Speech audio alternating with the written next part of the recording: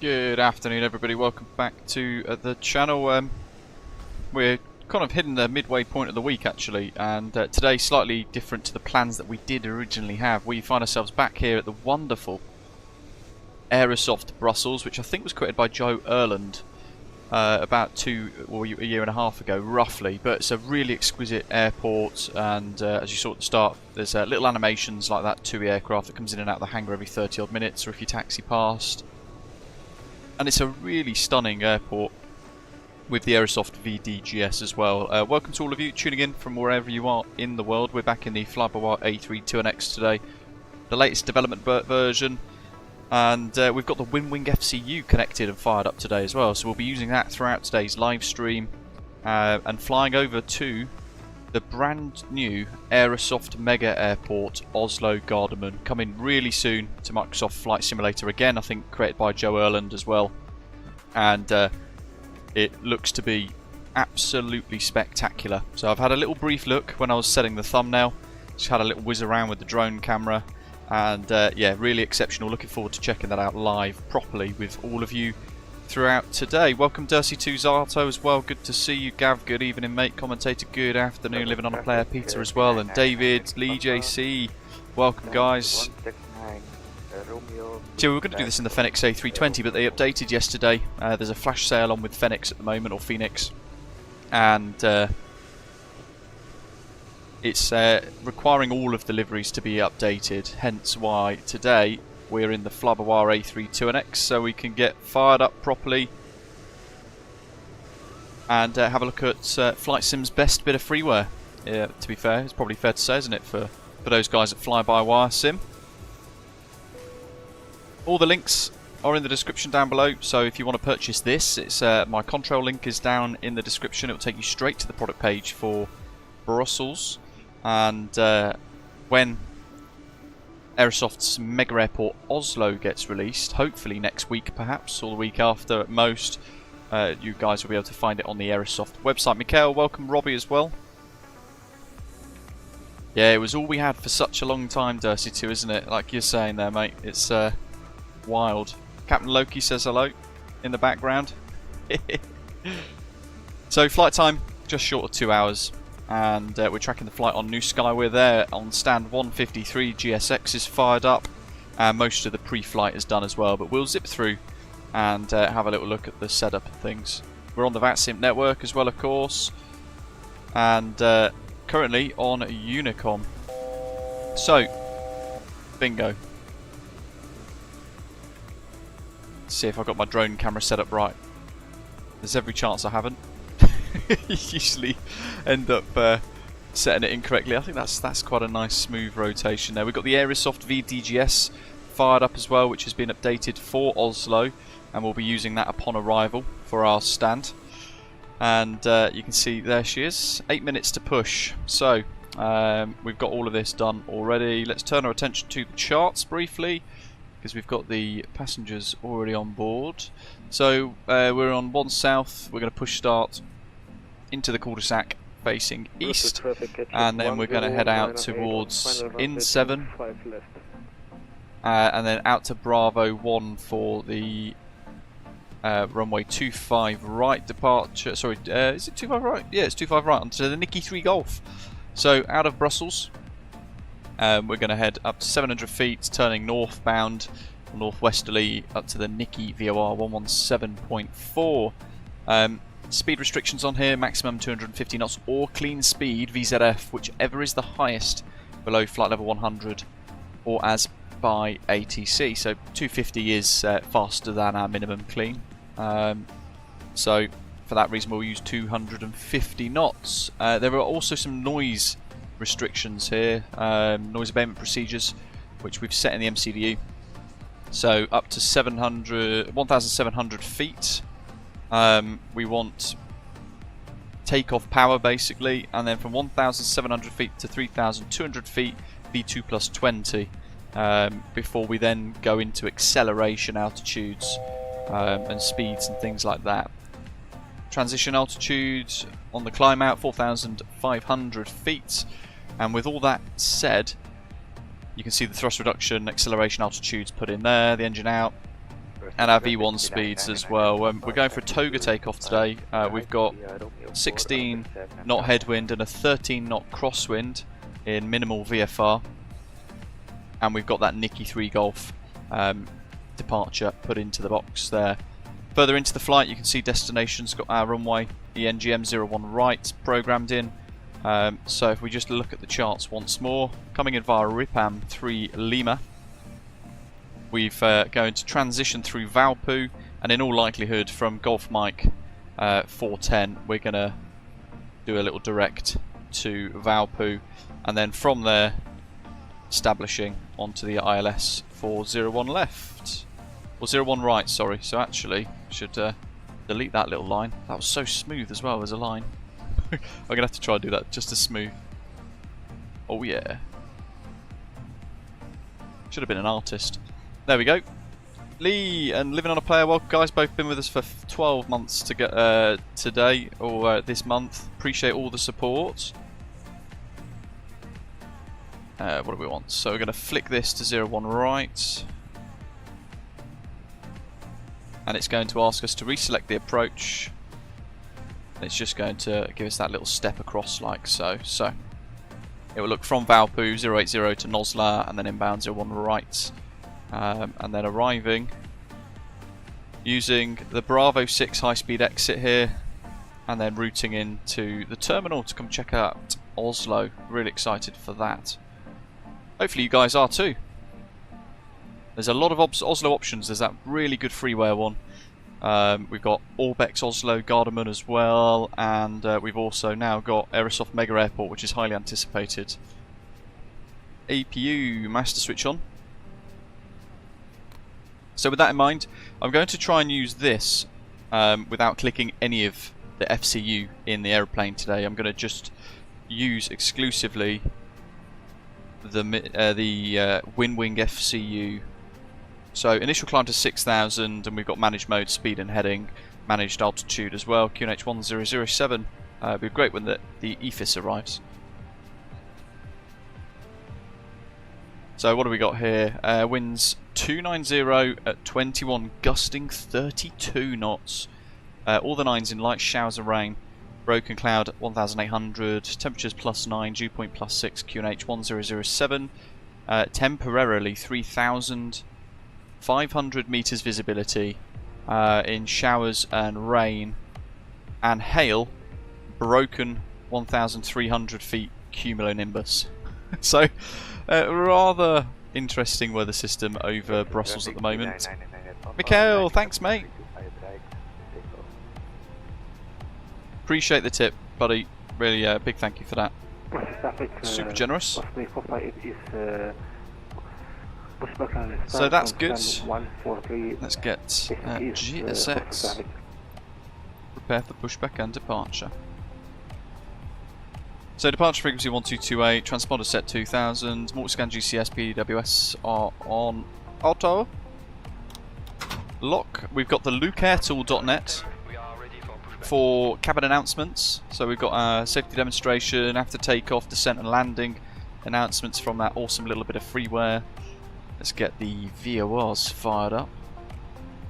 And yeah, so performance page, managed cost index of 15, cruise flight level 370, init A, init B, we've done all the wind, flight plan page, everything looks ready. So there's the METAR, folks. We can take the RAW off, which just gives you the basic data, but I do like seeing the RAW, especially when it highlights it in amber, because you know then it's mega weather at Aerosoft Mega Airport. Kishloane, welcome. Andy, hello buddy.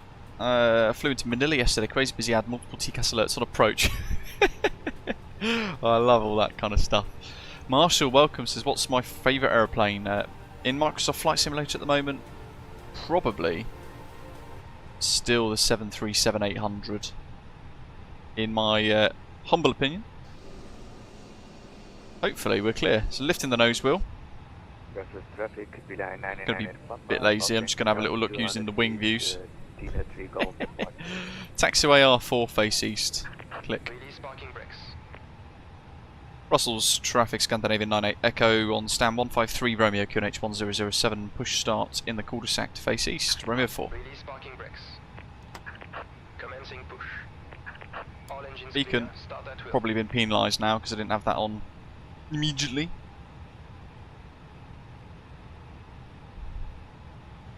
Ignition mode start. Engine so FADEX engine 2.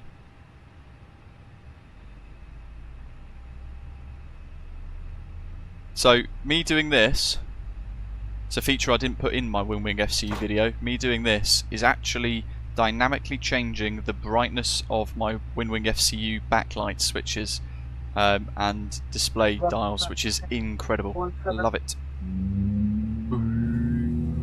Pushing back, facing southeast. Lovely. Couple of people having issues with the Winwing FCU at the moment, with the flybywire A32NX, but also some people with the Fenix. And I think the root cause is the antivirus. So I've noticed last week the version I was using was fine, but this week when I updated the drivers and the SimApp Pro software yesterday, all of a sudden now I'm getting lots of false flags, what are they called? False positives in the in my Windows Defender. So I've had to fiddle around and actually turn off some of my antivirus for today. Set parking brakes. And I've sent them a couple of screenshots and bits of information so they can help diagnose what's going on. If you're new to the channel, welcome, welcome. Hit like, hit subscribe, and join us in the live chat.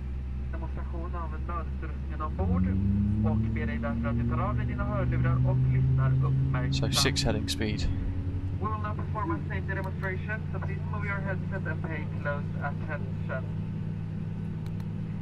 You will find a summary of the information on the safe on board card in your seat pocket. I'm trying to work out if I want the Winwing EFIS to go on the left or on the right. Not sure which. El Papino, bonjour. Ah, Dirty2. You're having some real issues with your computer at the moment, aren't you?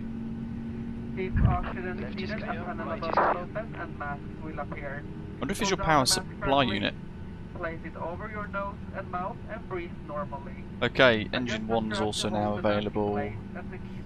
Looks stable. Ignition mode norm.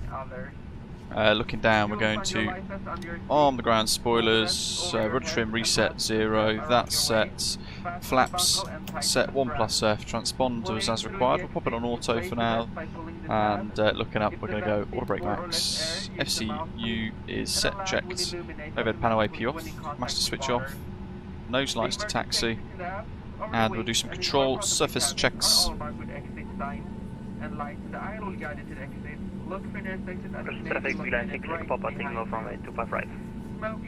Dirty2, see if you can maybe stretch to a 1200 watt, because if you're going to upgrade your computer to, you know, like RTX 4090s or whatever, then actually, so I've got a 1300 watt power supply unit in my computer, which is mega, but unfortunately that's just how it is. Roy, welcome. Phantom, hi. Bar break off, and taxiing on idle. We've already done a couple of rudders, so I'm just going to quickly smack them left and right a few times. 1+F. Takeoff config test. We'll wait for cabin secure. No, not Corsair Dirty2. Did you not see the video when it was sparking? I've got the MSI AI 1300. Can't remember the precise name of it.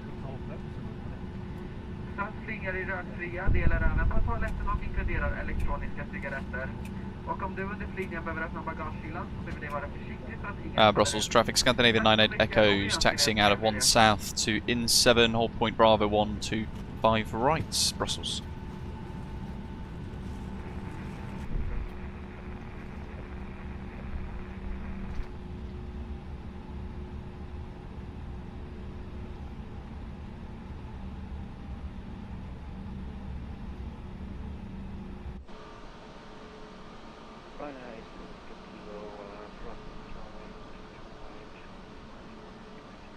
Accelerates really quickly, this. Brussels traffic, Scandinavian 471. In fact, we're Taxi runway 25 right. we're not racing that bloody car. Outer 8, outer 7. But I just get on the brakes a little bit there. So the A320neo does zip in pretty quick. Roy, hello. It says preview on the title. It's not released yet. This is a pre-release preview stream for Aerosoft Mega Airport Oslo-Gardermoen. So a first look for all of you guys to help decide whether or not you want to purchase it when it does get released, which I think might be maybe either the end of this week or the week after next, hopefully. Whiskey 41. Holding short. Toby on tracker. What we got? Traffic. To be fair, I was thinking about this yesterday when I was choosing a route, and Brussels seemed like the perfect choice because we haven't actually used this airport for a really long time, but it is an exquisite. Oh, it's out 7 actually. My goodness. Not in 7. We'll take out to 7. 18th of April it goes on sale. There we go. So 2 days from now, Aerosoft Mega Airport Oslo is releasing. How cute! He's clearing himself for takeoff. Okay, what do we got?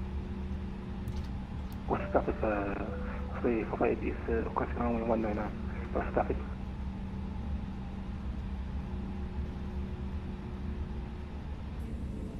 Brussels traffic, Osprey 722, pushing back from stand 16. Hey, it's Gav. Okay, so takeoff memo set, 1 plus F, TCAS, let's get it on. Think TARA, that's all set, check, cross-checked, and FCU is set for departure, which has been briefed. Bravo 1, so the whole point's just here. Look at the windsock, folks. And traffic, Scandinavia 471, crossing runway 13 knot across, 16 knot towards. So, really important, we always have a little look at that. We get a lot of information from that little bit of rag flicking around. Doomsday tomorrow, is it? Sim update 15? Oh, crikey. Guess what I've done as well, folks? I've purchased the Winwing HOTAS and Orion 2 throttle F15EX2 and a HOTAS. So hopefully, if I can get my head around a lot of this, then I'm going to be able to bring you guys something different to a lot of other flight sim channels that do a lot of MSFS and X-Plane. I'm hoping I can bring you guys some DCS. Brussels traffic, Scandinavian 98 Echo, Bravo 1 lining up runway 25 right and taking off Nicky 3 Golf, Brussels. Brussels traffic, 348 is taking runway 25 left for departure. John Colley, yes, so if you just click minimise, what it does is it just hides in the system tray, your SIMAP Pro.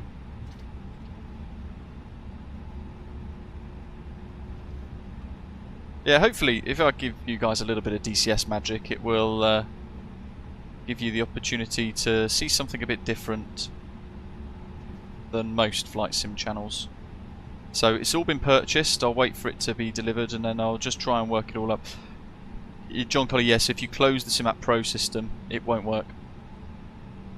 Okie dokie, so control visualizer, remember I'm going to use all of the FCU stuff using the Winwing FCU today. 40%.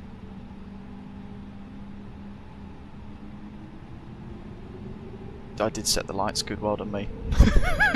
Brakes off. 2 clicks.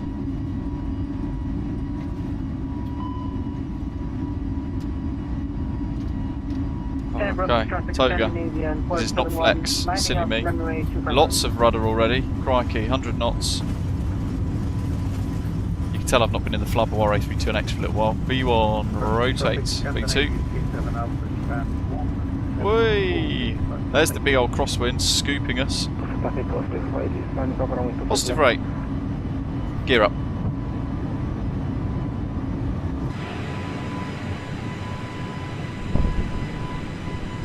Bloody ripper. Away we go. Beautiful Brussels. Down below us. Strong rate of climb. And I'm going to go autopilot 1 engaged with the FCU. We're managed heading at speed 6,000 to the altitude. Get that nose further up here. E2 plus 20 for the noise abatement rules when we turn our flights off. Leave a climb.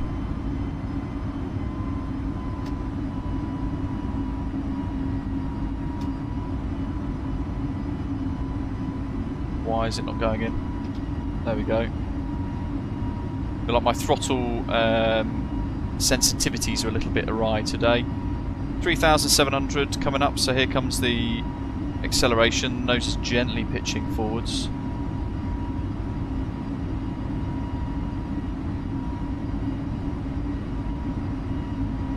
And we'll continue up. So 6,000, take the Winwing FCU, let's wind it up. 370 for our cruise.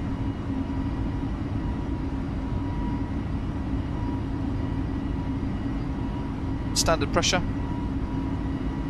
Same with the standby instruments. Through flap S, flap retraction. Let's get the flaps to 0 and ground spoilers disarmed. That's all good, that's checked.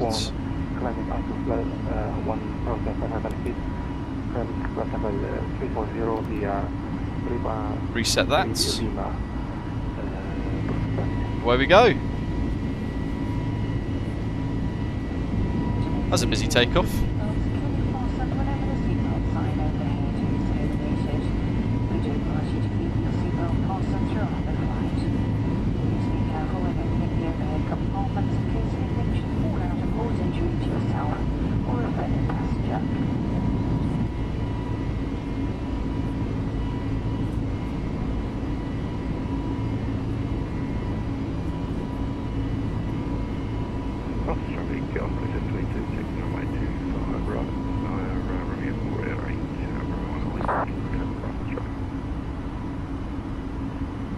Little bit of TCAS, aeroplanes on the left.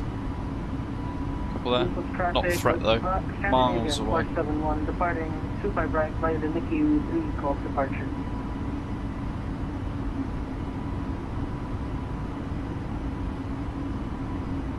So we're tracking a flight on New Sky, our virtual airline client as well, just to get us a score and things.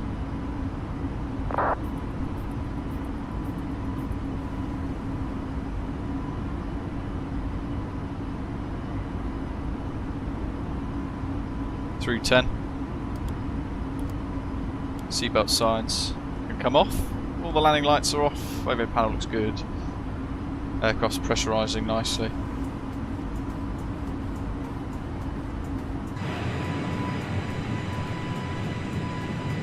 And away we go. So, similar level of detail in the Aerosoft Mega Airport Oslo-Gardermoen than what we've just seen in their version of Brussels, which is also absolutely exquisite, one of the finest sceneries in the sim at the moment, and has been for a while really. So there are, as we're going to see upon arrival, animations of vehicles all routing around wearing the correct ground liveries and all the rest of it. Custom textures everywhere. And the Aerosoft VDGS system built into the airport as well, so we'll trigger that upon arrival to get ourselves familiar with using that too.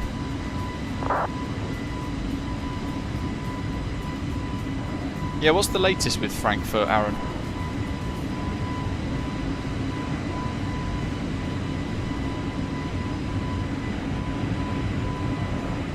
This is the only stream as well this week, folks. So Captain Loki's back to the vets tomorrow to see if his leg's redislocated or not. And we're going to kind of go from there really with it. So busy day ahead for me tomorrow with the missus. Just kind of see what's going on with poor Papa.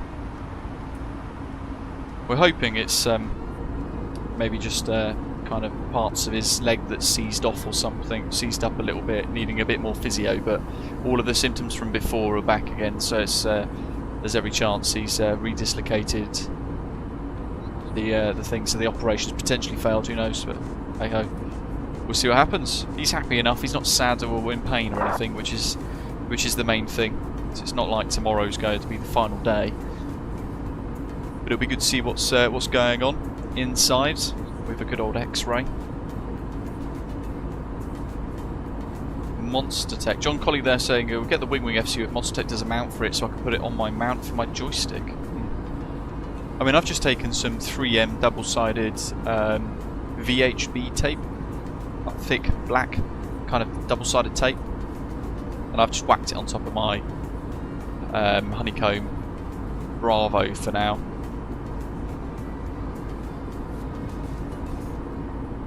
Yeah, I saw the news, Mikael. The Copenhagen Stock Exchange building.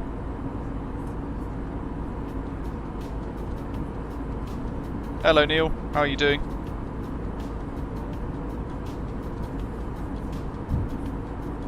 Well, yeah, interesting choice, isn't it? Leaving Star Alliance for Sky Team.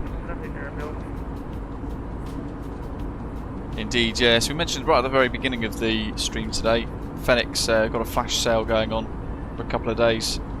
And yeah, it's 20% off, which is, I mean, it's worth it paying full price, but if you haven't yet taken the plunge and you fancy getting a bit of Fenix goodness, or Phoenix A320 goodness, then don't hesitate to use this flash sale that they've got going.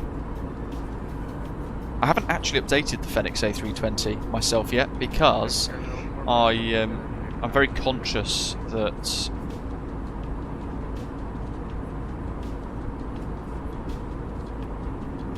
oh, we're in Amsterdam airspace now. Oh, there's no ATC online anyway. Boo. Yeah, that's it. So they're just coordinating with Air France KLM. Makes sense.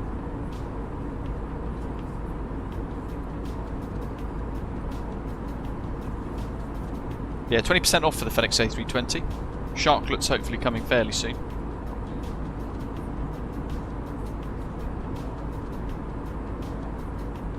Do they know what the cause of the fire is? I mean, it's got to be intentional, surely. These kind of things don't just go up in flames randomly.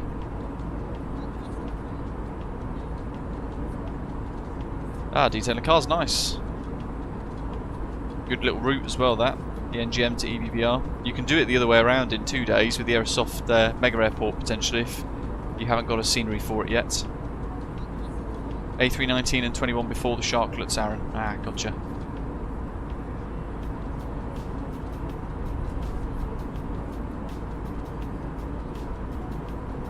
They were redecorating. Christ.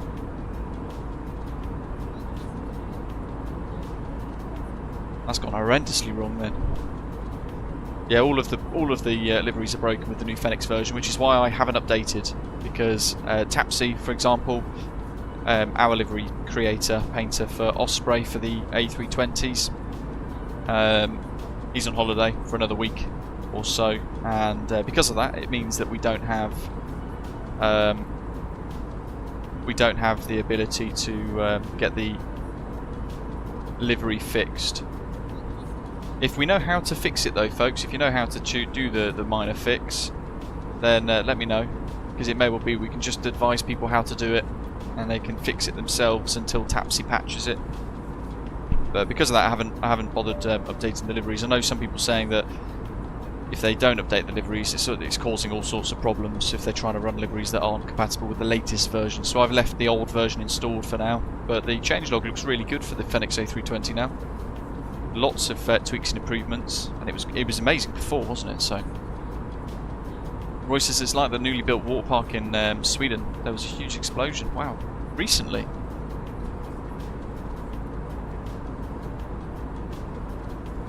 Oh, Bobby, PMDG 777 all day long.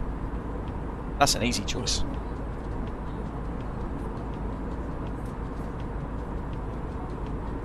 So routing today is going to have us out of Brussels, as we've just seen, past the Nicky VOR into Amsterdam airspace, and we're going to be routing over Rotterdam, over Amsterdam Schiphol as well, which is no doubt really busy as always, over Sierra Papa Yankee, and then from there heading up over the water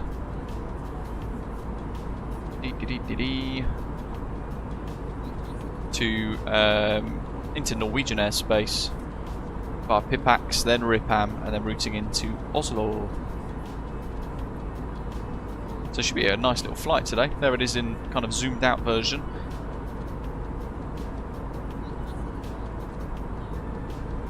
Oh yeah, a month ago in Gothenburg. Yeah, I did see the news for that actually. Rings a bell. Rings a bell.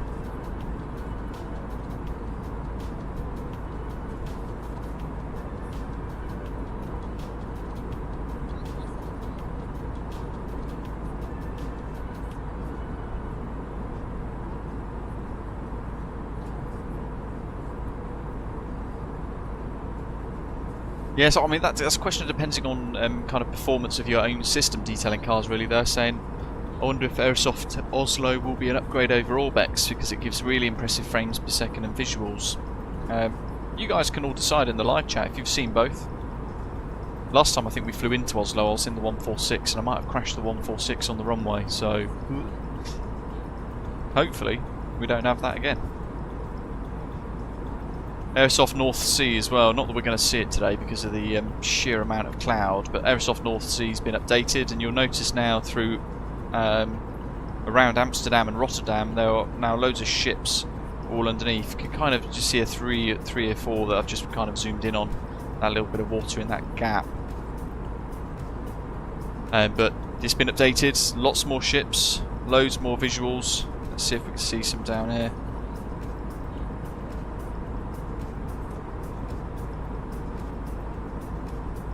No, too cloudy. Yeah, the GPS jamming video from Flight Radar 24 joining the Scandinavian Air Service A350 crew. It's quite an interesting video, wasn't it, Andy? Like you say, worth a look. And it kind of shows you how it affects the aeroplanes, but also how the pilots deal with it. Really interesting. Chris, fantastic. Yeah, a lot of Pyrig scenery is exquisite. Really, really good and incredibly well optimised given the detail as well. He's working on Edinburgh version 2, it's worth pointing out, so it's going to be a huge update coming soon to that.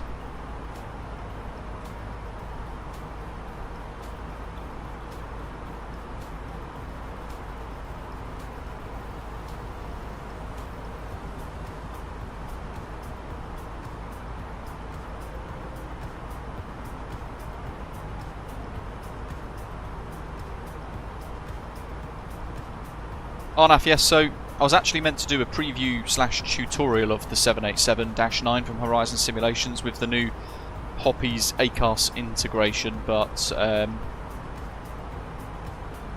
timings didn't work out effectively, and the build that I had was being updated with a couple of other fixes and tweaks, so it meant that I couldn't use that one because I was waiting on the new one, which they then sent to me yesterday, having told me that they weren't going to release the update to everybody until this coming weekend, and then just released it anyway. So there's no content from me for that just yet. But very good. There are some glaring issues with it. It's not completely how it's meant to work in real life, but that's the there's limitations within Microsoft Flight Simulator and the 787 coding, which they can't unlock unless working title / Asobo allow it to, basically, to get it to have full functionality inside the aeroplane. But we'll take a look at it probably next week. If not, I'll try and work on a video at some point when I get a chance, but obviously tomorrow's my last day off. I've only got 2.5 days off this week, and it's obviously a very, very busy and important day tomorrow, so not going to get round to it tomorrow, I don't think. I'll try my best. Neil says he's going to probably get the Chinook next from Miltech Simulations. Like the idea of flying around the UK and landing on various military locations, barracks, etc. There's some really good freeware sceneries for various RAF stations around the UK. So Benson, for example, it's got some really nice freeware. I think most of the major RAF bases have got freeware scenery on flightsim.to for it, actually. But it's a really good bit of fun, the Chinook. It'll be interesting to see from tomorrow when Sim Update 15 launches how quickly it will take Miltech Simulations to update the patch, or release the patch for it to get it working with its native tandem rotor support from the new Sim Update that's coming. And from my conversations with Miltech Simulations, they've basically said that they've got the beta, they have been working on a tandem rotor native package for the helicopter, which is basically ready, but as we all know with MSFS and its updates, tonight Asobo might click a button that will change one file somewhere, and then it will just brick every aeroplane patch that the developers have had ready and waiting. So we'll just have to wait and see. But it might be really, really good, because obviously the Chinook is tandem rotor and quite a unique helicopter at that. The only thing I wish is that it had animations that worked with the missions. So do you know, like the High Performance Group H145, where it's got the kind of mission pack where the paramedics go out, don't they? And there's like animations, I think, from memory. Correct me if I'm wrong, folks. But they're like, paramedics go out and they get the person, or the winchman comes out of the helicopter and all that kind of stuff. I wish they had that simulated in the Miltech Chinook, because it would just give a little bit more finesse. Because I find, as much as I enjoy doing the missions, I find them not particularly rewarding, because there's, beyond me landing in a patch of grass, nothing actually happens. It's all in the EFB, where you just change the load and things. So, Chris, correct. Yeah, the A320 will come with Sim Update 15. I haven't read what date it's coming, but somebody in the live chat earlier said it is being released tomorrow. So, who knows? Sounds like it though. Bagwell, welcome. John Colley says, do I like the SDS option in the Phoenix A320 because he dabbles with it, does better landings with it off, feels more responsive. I have SDS and rudder dampening both switched on, and I really like it, but it does take a lot of getting used to kind of get the most out of that system. But really quite a smart bit of kit that they put into that with SDS and rubber dampening. But I massively prefer it both switched on now. But you do need to make sure that your rudder and your yoke curves, like the sensitivities of your controls and things, are set very precisely, using like the knowledge base from Phoenix on their website to do all of that. Otherwise I think you will kind of struggle with a lot of it. So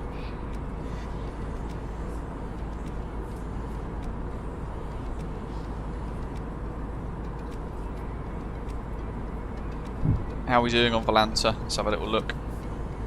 It's got a little bit of Danish airspace, which we will fly through shortly. We're just over Amsterdam at the moment, over the top of Amsterdam radar.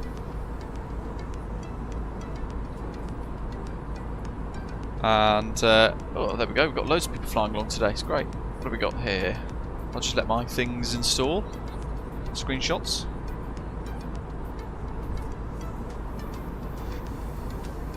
I do think that you know, across the board as a content creator, we as a content creator community, so a lot of other channels included, I don't think we kind of give enough emphasis or kind of coverage of the flybywire A32NX these days, because obviously there's so much to choose from now. But personally I'd like to see others use this a bit more. There's Zato in his A330 on X-Plane.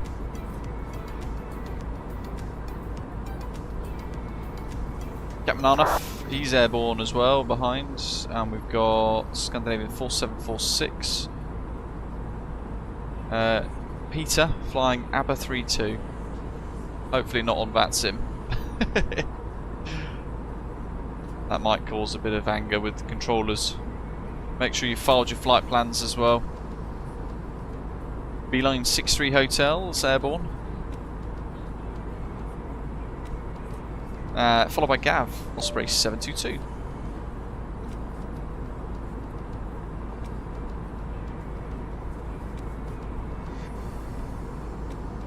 Scandinavian 27 Alpha, he's on the runway about to depart, followed by Aaron behind as well. A couple of screenshots, no screenshots there in fact.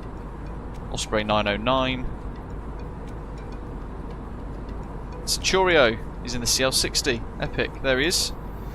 Good morning to you. Chasing us in the private jets. And David Osprey 490, good morning to you as well, flying along, about to push back by the looks of it there. What have we got here? And that's all of us. And loads of people flying along today. And it doesn't matter if you're just about to push back, because we're going to spend probably 20 odd minutes exploring Aerosoft Mega Airport Oslo-Gardermoen in this preview stream, so there's going to be plenty of chance for us to watch a few of your landings, of course. Bobby, yeah, I'm using the Winwing FCU today. Used it twice last week, testing it and faffing around with it, and then obviously doing that preview video that I did. So if you haven't checked that out, folks, go back, have a little look at that. Shows you a comparison between the mini cockpit as well, in the size and everything else. But yeah, the Winwing FCU, much prefer it. Just the size of the knobs and stuff, I find them a lot more intuitive, as I mentioned in the video the other day. Because you reach for it, you don't even have to look, but you know your hand kind of falls to it naturally because of the size of it being a 1:1 scale. It's a lot more natural feeling. I really like it, really like it, and it's £100 less than the Mini Cockpit Mini FCU. That makes it a complete no-brainer. Why would you buy the Mini FCU, which is 80% of the size, and when you actually compare the two and you try and use both at the same time, the Mini FCU is actually quite difficult to use in comparison because of how small the knobs are. As beautiful as that unit is, and as good as it is, for £100 less, it's a no-brainer. I wouldn't choose anything other than the Winwing FCU, realistically now, given the option. And obviously both got sent to me for free, both got sent to me for a review, so totally unbiased and open to form my own opinions. But that massive price difference, you can end up, you probably find that actually that price difference will mean that you can also get the Winwing EFIS, left or right depending on your preference, when that gets released in the near future. So for the same price as the Mini Cockpit Mini FCU, you could get the Winwing FCU plus the Winwing EFIS when that finally releases in the future. So pretty good. Yeah, I mean, a lot of people are using the Mini FCU, as David's saying there, with SPAD Next. I really struggle with SPAD Next. I've tried to use it a few times, I just can't get my head around it, and I find it very difficult to use. So yeah, because of that, I could never use it with anything other than what Mini FCU supported originally, so it's the same. Mikhail, thanks for checking. So there we go, some clarification. Somebody mentioned earlier that Sim Update 15 is arriving tomorrow. Mikhail has checked, it is not arriving tomorrow. It's just going to be some updates to areas. So is that the AirAx cycle being updated tomorrow then, Mikhail? So it'll be a very small update, a couple of tweaks. But Sim Update 15 is still due to release by the end of the month. So at some point undated then. How close is the Winwing EFIS from Winwing? Or, well, how close is the EFIS from Winwing? I've been told very soon from the CEO, so we'll see what happens.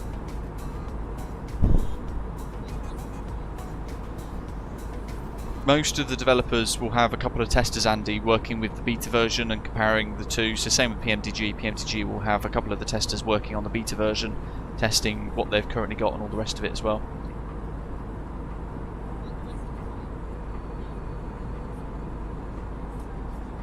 I'm not sure if you can use Winwing with SPAD Next, Neil, because as I say, I've never been able to get my head around SPAD Next.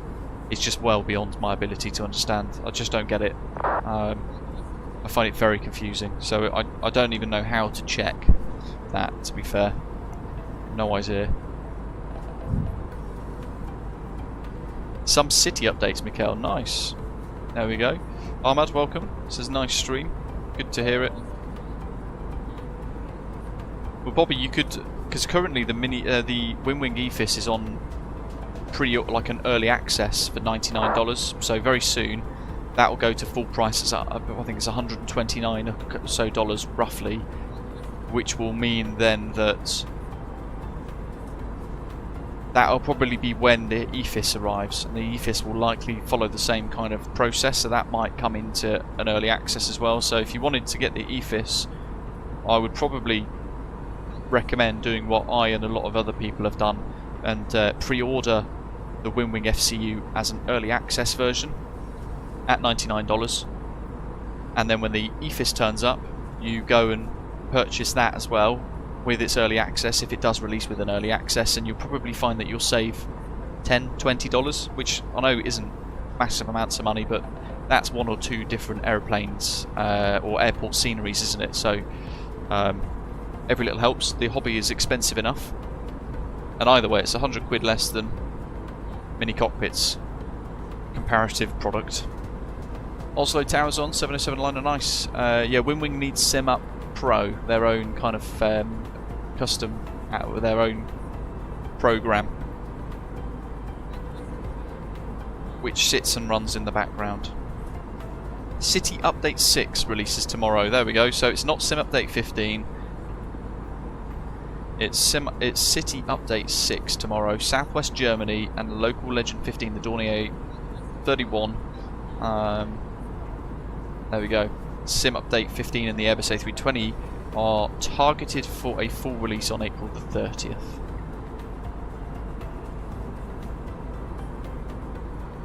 Who asked about crashing? Where is it? Bagua.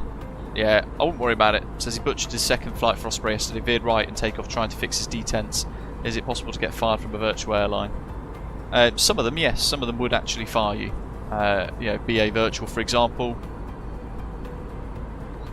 They deleted my account because I didn't follow their precise company procedures, which I thought was pretty pathetic, to be honest. We're a little bit more relaxed at Osprey. If you crash, we've got very limited deletes, but if you crash and incur a £1 million penalty, your first, or maybe even if I'm feeling generous, the second crash that you do, I'll try and delete to help you out, to give you kind of extra opportunity to sort out any sensitivities or find out where you've gone wrong and not crash next time, and take a bit of pressure off you guys. But yeah, then I just leave the rest as they are, really. So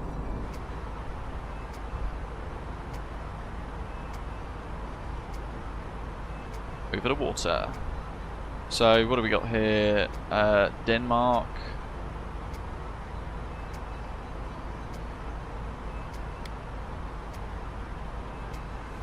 I have no idea what the Go Flight MCP is, Vabav. I'm not sure what to suggest to help solve that, mate. So Copenhagen control is 136,485.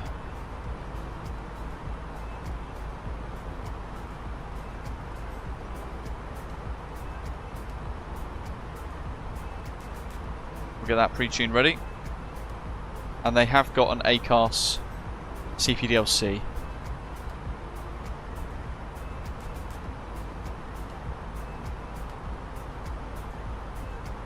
John Colley, no, my virtual airline is on New Sky, which is probably the best virtual airline client in flight simulation at the moment, by quite some margin in my opinion.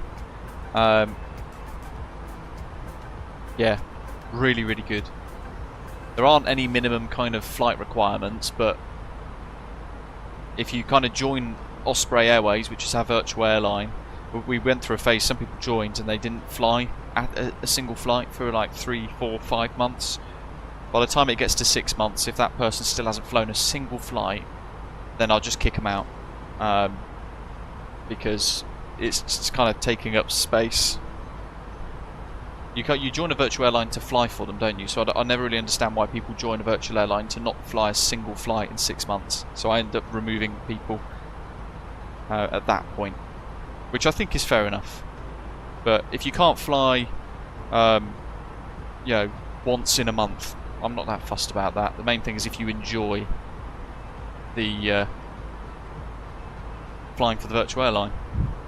And I'm not precious about, you know, ideally you join Osprey Airways to fly for Osprey Airways, using our call sign, using our liveries on the VATSIM network, kind of, you know, expanding its awareness across the thing. But if, like we're doing today, once every now and again, if you wanted to jump in a Scandinavian aeroplane and do a Scandinavian route out of Oslo, then go for it.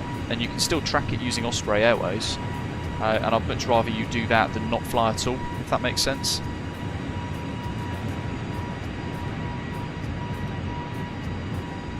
Look at that. Beautiful livery.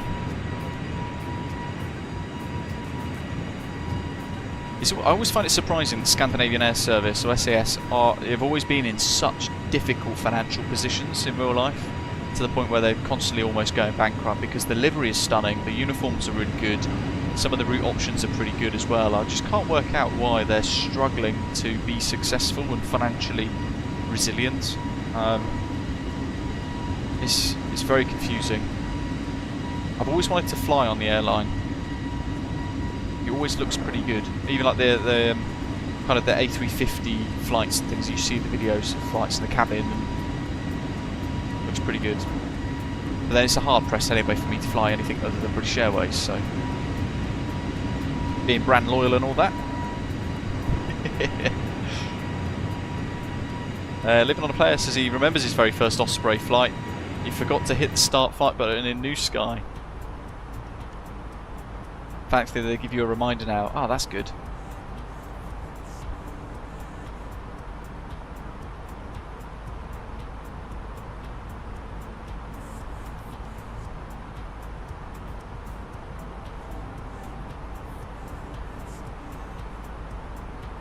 Oh yeah, when I get the Winwing Orion 2 Max stuff, the fighter jet things, the yoke and throttle, the stick and throttle that I've ordered from Winwing, which I've paid for. I haven't asked for a freebie from them for it or anything like that. I've purchased all that hardware, and I'm actually going to try my hardest to get it fired up with DCS, and if I can get around it enough, what I'll end up doing is showing you guys some DCS streams. I've got the Apache and I've got the F-18. I've got the Syria map, and I've also pre-ordered Afghanistan, which will be cool. And those of you with DCS, you could all probably join me. I don't know how it works really, but hopefully you could all connect and join me on a mission, and we can all fly a mission together while A, you protect me while I fly really badly, and B, you can all help me kind of learn it potentially too.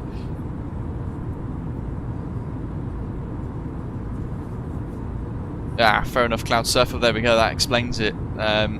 Old school pensions. See, that's almost what destroyed me with, destroyed British Airways. Incredibly expensive pension schemes for the older pilots and contracts and things, which is why they made everybody voluntary redundant through COVID and made them all either go or re-sign to all of them to a brand new a brand new contract.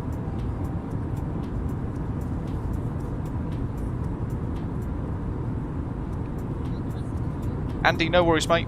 No worries at all. I think I ended up, when I did do the clear out recently, I'm going to do kind of a clear out once every 6 months or so. I removed, I think it was like 150 pilots who hadn't flown a single flight. Some of them had been in the virtual airline for 9 months and they'd not logged one single flight, which I can't get my head around. So they got booted, with the proviso that if they did want to actually fly, they can rejoin and fly, but they can't just sit there with a completely inactive account. Commentator says, I'd love to see some DCS on the channel. I downloaded it many years ago, had no idea what I was doing, so it'd be fun to learn along with you. Yeah, great. I've got no idea what I'm doing either. I'm hoping David, you might, or Centurio as well, might have a bit more info. But I'm hoping the hardware that I've purchased from Winwing, when it does arrive, I will be able to kind of just download an online profile for the aeroplane that I want to use it for, or the helicopter, and have that kind of all of the buttons set up for me. It will just be a question of me learning what each button does and how to kind of fly that and use the things. Congratulations, Mikhail, got his Osprey Airways type rating in his 737 the other day. Nice work. They are hard to get as well in New Sky, so that's a big old achievement. That nice work. Andy says, as mentioned before, get the Flaming Cliff package. Let me just DCS Flaming Cliff. Flaming Cliffs 3? Christ. F-15C, the A-10, the Sukhoi Su-27, Su-33, the MiG-29 Alpha, MiG-29S, and the Sukhoi 25. J-11 aircraft featured in the game is a Chinese variant of the Russian Su-27 with minor radar modifications and the ability to use R-77 active air-to-air missiles. FC3 aircraft provide an easy learning curve for new players that focus on a broad range of aircraft rather than a detailed single aeroplane. FC3 adds a number. Flaming Cliffs 3 adds a number of new features and improvements to previous versions of Flaming Cliffs series module of DCS World.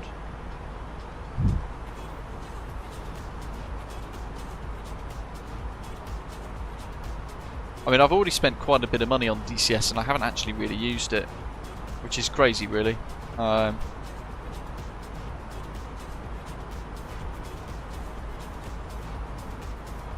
ordered, if I go onto my profile, what have I purchased? Let's look at my purchase history. Where has it gone? In fact, here's a question for you. Oh no, I used all my miles the other day. So I've purchased the Syria map, DCS Super Carrier, DCS Persian Gulf, the F-18C Hornet, back in 2022 when Sim Update 5 bricked the sim, thanks Microsoft. That cost me $120 US. And then recently, a few days ago, I purchased the Apache, the AH-64D, and I've pre-ordered the Afghanistan map. So I've got a pretty good little variation of stuff. I mean, I'd love the Harrier jump jet. Based on hours commentator, yeah, you've got to do a certain amount of hours every month. I can't remember what they are precisely, but you've also got to make sure that your scores of your flights are high enough. I think it all has to be above 9, doesn't it, Mikkel? Which is pretty solid. Benoit, welcome. Yeah, hours, number of flights, and your average score has to be high enough, as Mikkel's pointing out there.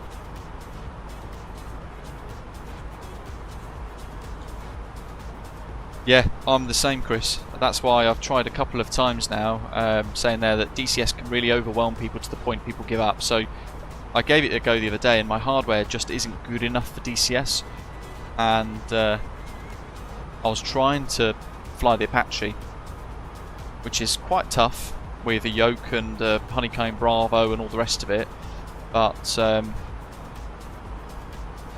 couldn't get my head around any of the keybinds, and I spent about an hour and a half faffing around with the options menu trying to set it all up. And I got it flying, and I got some really basic keybinds sorted out, but it just hurt my head. I couldn't cope with it. I just had no idea what was going on.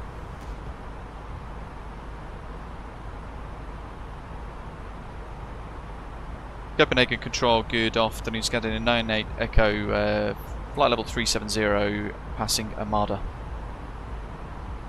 Scandinavian 98 Echo, Copenhagen Control, good afternoon. Set squawk 6007.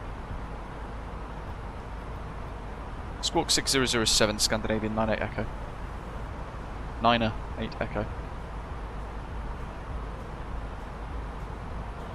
Yeah, so I've got a HOTES coming, and I've got the F-15EX2 throttle and base unit as a package, which full price with Winwing would be £980 something, but they've got a sale on at the moment, so it cost me 550 quid, I think, which is a lot of money.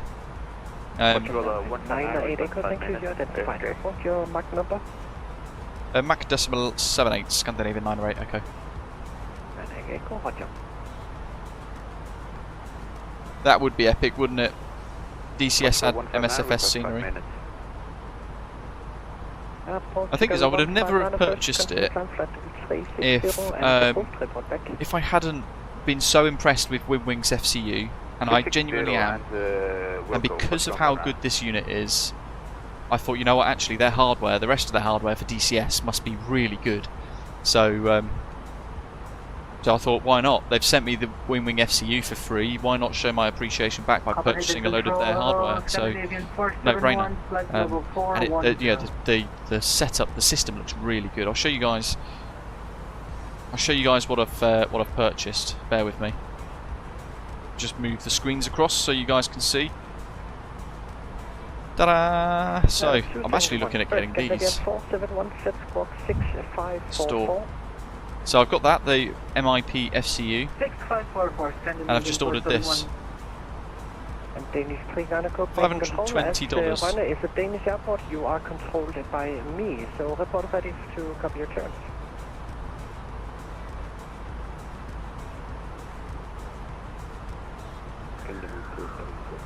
Stand by. Danish 39 Roger. You are cleared to Copenhagen via There we go. Heathrow. Initially climb £536.38, which is obviously a lot compared to how much they are in US dollars, but we've got to pay the import tariffs, the tax and things, the import duties that the government impose for imports from China stuff. So £536.38 instead of £941.17, which is a massive discount in price. It's got the Ryan 2 throttle base and the 15EX2 metal throttle grip with finger lift, and the joystick grip 16EX with shaker kit. So there's a lot of stuff coming with that. So all of these different bits here are all being delivered. Oh, look at that. Danish 39 Roger, and you can expect ILS runway 04 lift in Copenhagen, and the rate is correct. Startup at your discretion. They actually do an Airbus stick, so I could take the stick here and I'd be like, you know what, I want to fly MSFS and I want to fly the A320 today. So I can take those 4 little screws out the bottom, pull that whole stick off, and I can put on, if I wanted to, order it. Where is it? There it goes. £411, I could just order that. The Airbus stick. That comes with the base, so if you wanted to actually purchase just the grip on its own, then you can, from what I understand. There's the FCU, £102.95. Scandinavian 4746 Copenhagen Control, good afternoon. Grip and handle, here we go. What have we got here? £288 for that. So you can end up, you know, just having like a one stick that will allow you to do DCS, but also give you the Airbus stuff as well, which is really sweet. So that might be what I'll do to upgrade my setup in the future. And I'm looking at, look at that, they've got a collective for those of you that are rotary nerds as well that love the helicopter flying. But I almost purchased these UFC units as well and the MFDs, so I almost bought the 3 MFDs and the HUD unit. But I thought, you know what, from advice from Centurio, I'll wait until I kind of get into it. There we go, I was going to get the Top Gun MIP. I thought, thank goodness, that's a lot of money. I'm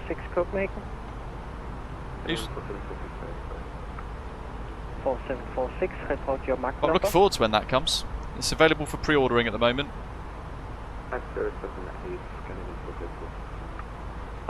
Oh, that's a point. Scandinavian 471, report your cruising Mach number. On 0.79, clears 471. 71, roger.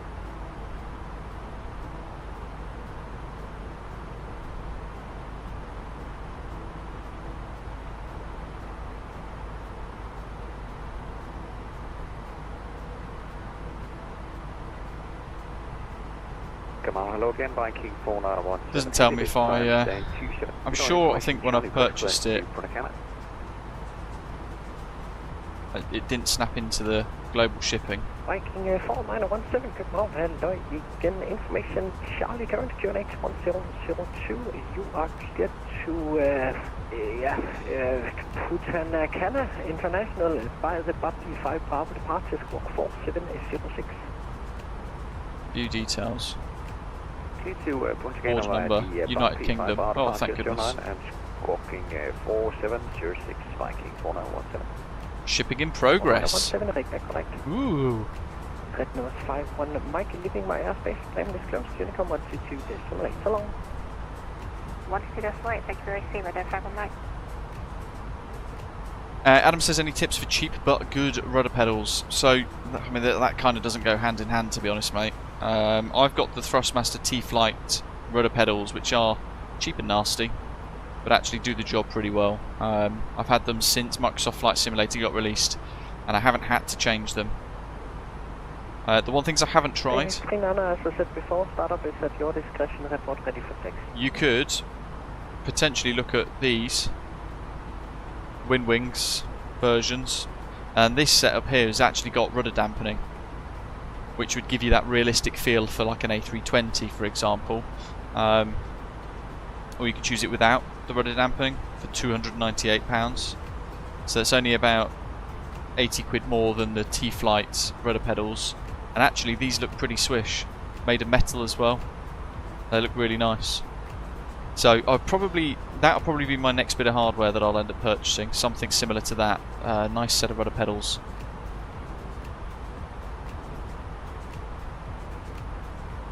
But there are a few options available. Depends just how much you want to spend, really. The Turtle Beach rudder pedals are meant to be quite good as well. There you go, Dust2 saying that there. The Turtle Beach are very good in the chat.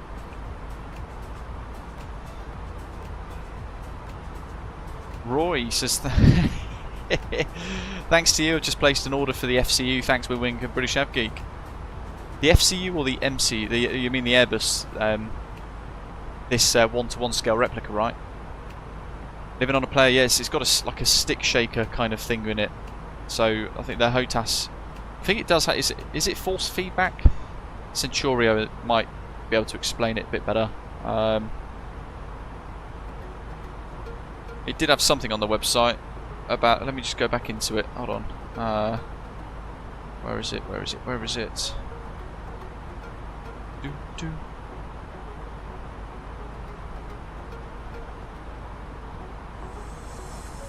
Crampers are missing. Trophy neck. With shaker kit. Vibration for maximum force notice. Programmable vibration motor. So rather it be force feedback, it's more kind of like giving you vibrations when you're pulling loads of G. So it kind of feels as if the aeroplane's vibrating through the controls. Centurio, just also about the Winwing HOTAS sticks. They're the vibration, the shaker kit. It's just like a vibration thing, isn't it? It's not quite force feedback, right? There we go.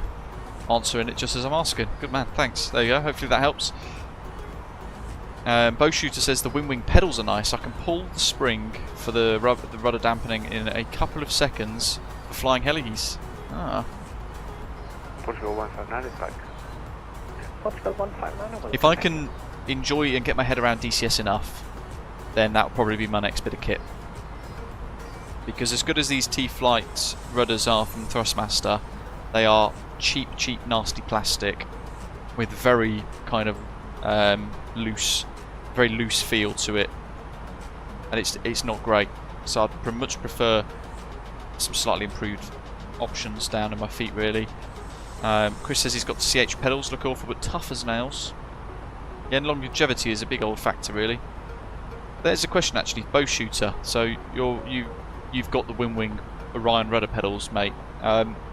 Don't mind me asking, do you have to run the Simat Pro to make the rudder pedals work as well?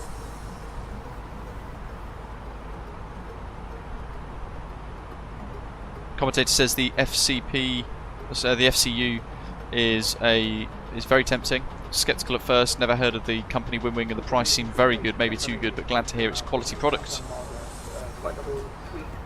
Yeah, the more I use it, the more I just think it's a completely no-brainer. I wouldn't even consider Mini Cockpit's Mini FCU, having now used both.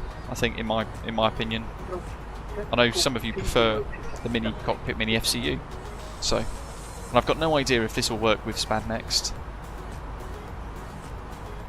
If I can work out how it will work, then yeah, maybe we can try somehow.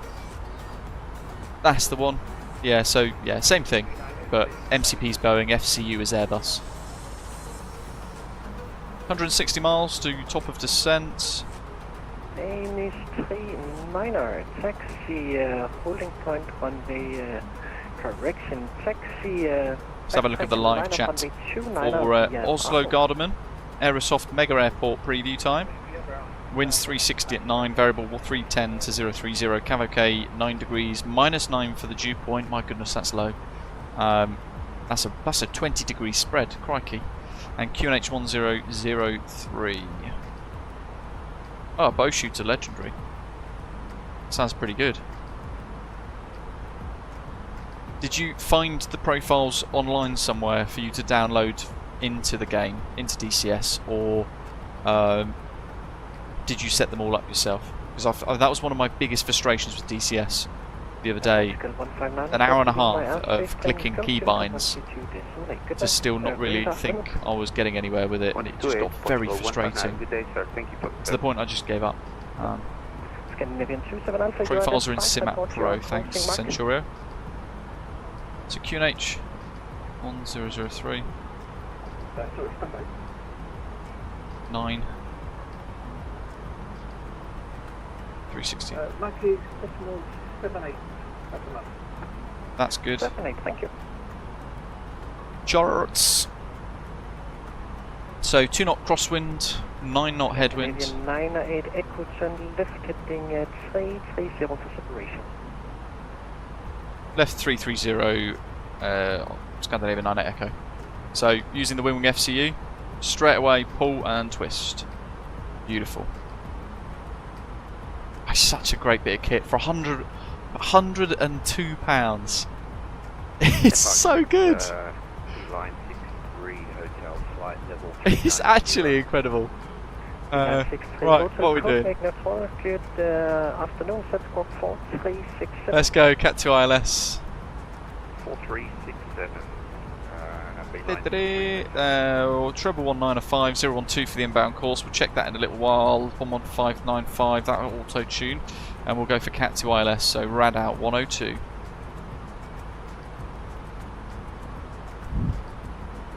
And we'll go full flap. Control, good day. Osprey 722, flight level 370. Osprey 722, QNH 1003. Set squawk 0264. So that's 10 hectopascals difference, which is 300 feet between transition altitude and transition level, the kind of standard pressure in our 963 hotel, you identified, report your cruising mark. transition to 11195, 012, good. O and E for the ILS, so we know that the 3 letters match, the frequency matches as well. It looks like we're ready, folks. And Osprey 722, you identified, report your cruising mark. It looks like he's given us a little bit of vectors for separation, so it sounds like the folks behind are flying faster, so are going to be kind of allowed to overtake. Aerosoft North Sea below. That's just, it's stunning. I love a bit of life down there. So one thing I wish DCS did have was better visuals. Currently directing to EBBR, Osprey 5. Thank you.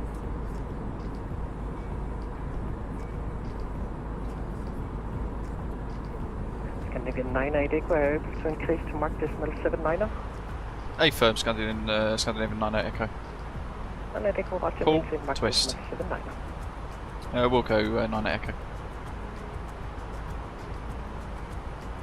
Chris says the DCS forums tend to be a bit snotty about people asking for profiles. Well, yeah, I think as Centurio said, the SimApp Pro system, if you created your own profile within SimApp Pro, it actually uploads to their cloud system. So I could then go into it, search, and find that profile, which is quite nice. And please repeat again for 471. 471 right turn heading 070 for separation. 070 471. Copenhagen Blue Max 3088 request. Blue Max 308. So do you use the rudder dampening for the helicopters in MSFS then, Motion 73? 3088, just about to call you. You appeared on the Marco 5 Lima arrival landing 03 when ready, descent flight level 250. Roger, Marco 5 Lima arrival, descent flight level 250 when ready, confirm the level 170 or below at Marco. 250 for now. Sure. Osprey 458, contact Polaris 118.875 so long. Oh wow, we've got full ATC for the arrival. Stunning. Who's the Osprey? Viking 4917, staying to 27. 18875. Viking 4917, as stated, an English push and start your discretion, report ready for taxi. Next frequency. Viking 4917. Osprey 458, confirm contact Polaris 118875. Project 1 Polaris control on 118.875 on this flight. Which means we have an Canadian 98 Echo, resume on navigation direct PPX. own navigation direct PIPX, Scandinavian 98 Echo.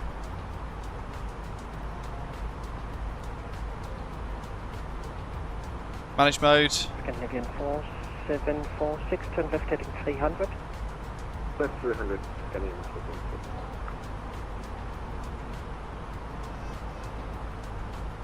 Awesome. So that's all ready. I just wanted to bring up the the Parallel 42 Flow Pro wheel and get the Vatsimatis for Oslo-Gardermoen.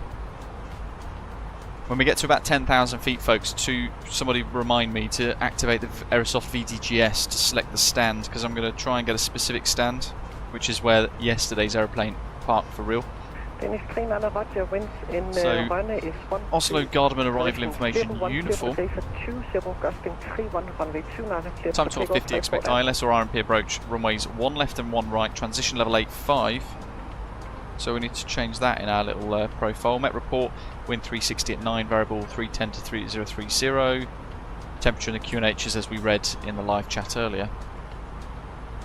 Scandinavian 471. John Colley, yeah. Whenever he gets his Winwing FCU, he's going to ask for vectors all the time. No directs, please. Yeah. Yeah, pull and twist. I can only pull and twist, I'm really sorry. I can't do direct 2s anymore. What are we at performance? 8,500. Yoink. So that's all done. Doc, welcome mate. No worries at all. How was your trip? Good to see you. Negative heading 300, 300. Roger, 300, sorry, 471.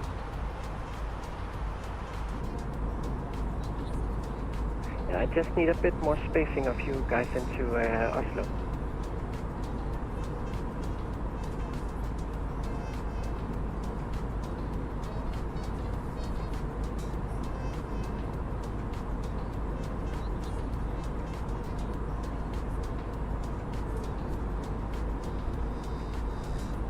Massive thank you, of course, to our VATSIM controllers today, giving us full air traffic control into Oslo. And just as a reminder, if you are just tuning in, the Aerosoft Mega Airport Oslo-Gardermoen hasn't released yet. Canadian 4746, resume on navigation direct PPX. It's due for release in about 2 days.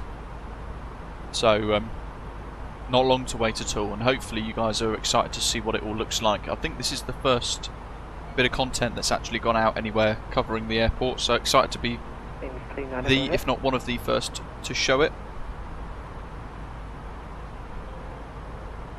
Gary, welcome. Yeah, oh nice. No problem, had a good afternoon. Thrustmaster pendular pedals he's got there, loves them, he says. That's very expensive. They are super expensive though, aren't they? Bye bye.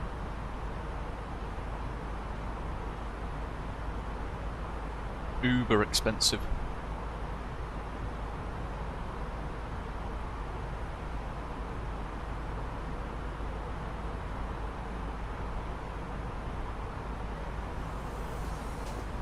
Canadian 4746, contact Polaris 118.75. Exciting, Doc. It's good to see you back. And glad your trip was enjoyable as well. Scandinavian 47172, Polaris Off to Bali in June. Snazzy. Over to Polaris at 118875. Thanks for the ATC. See you next time. Good night. See ya.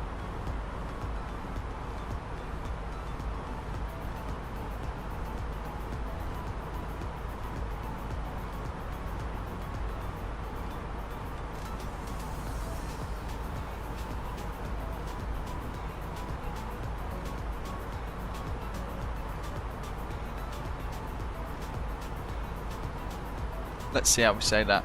Farvel. Farvel means bye in Danish. I'll probably get that wrong. Might just say bye normally. I pronounce everything badly. Keep smashing the like button, folks, if you're enjoying today. You are identified. Join us in the chat. Right heading 030. Looking forward to actually using the approach modes on the Winwing FCU as well, actually, live in the channel. Viking 4917, taxi holding point 09. So again, like none of this panel here in the middle, this FCU, I'm not going to click any of these buttons today. All done on the Winwing FCU. Zato, no, not yet. I haven't been handed off, mate. I might ask about it though.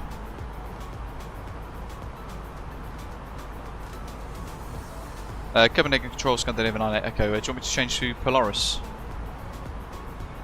98 Echo, AFM already sent you over 118875. My apologies, I might have missed that. Over to 118875. Thanks for the ATC. See you later, Scandinavian 98 Echo. Yeah. I don't think he did. Polaris Control, good afternoon, Scandinavian 908 Echo, flight level 370, direct PIPX. Scandinavian 98 Echo, Polaris Control, cleared the Ripam 3 Lima, arrival runway 01. When ready to send flight level 150. Good afternoon, Ripam 3 Lima, ILS 01, and when ready, descend, flight level 150, Scandinavian 908 Echo.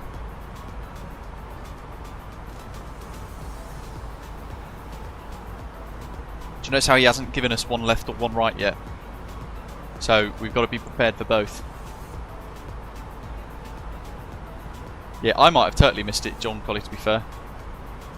But I don't think I heard my call sign. There were a couple of Scandinavian call signs that are being called up to do the frequency change, but I don't think I heard me.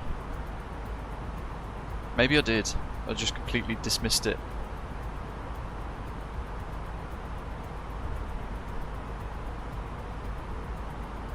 What have we got here? Ripam 3 Lima. Oops.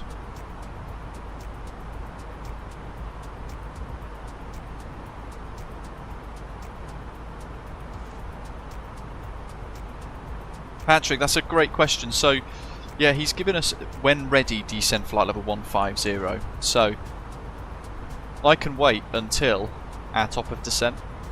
But actually, what I'll probably do is start descent slightly early. And then select 150, manage mode. Descent. 451, contact Sweden Control 127.755. If it progresses to the point where the controller goes, actually, I want them lower now, then he might change the instruction to descend now, flight level 150 instead.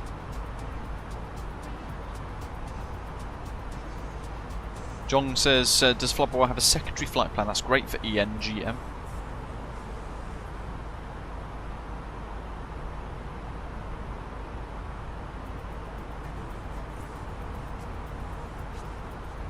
The answer is currently no.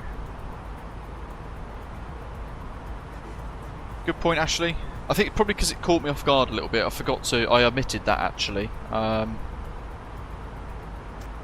yeah, I should have really, when I called up Polaris a moment ago, I should have called up saying we're direct PIPX Mach decimal 79er, just as a pointer to them to say, okay, I've been issued a speed for spacing. But I'd like to think they're probably coordinated with one another anyway. Because it's all part of kind of the VATSIM Scandinavia group, isn't it?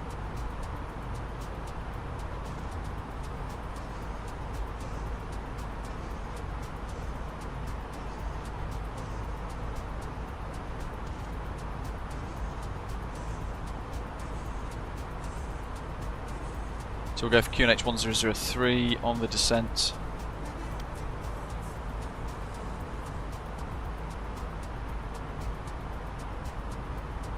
Just have a quick look at the box.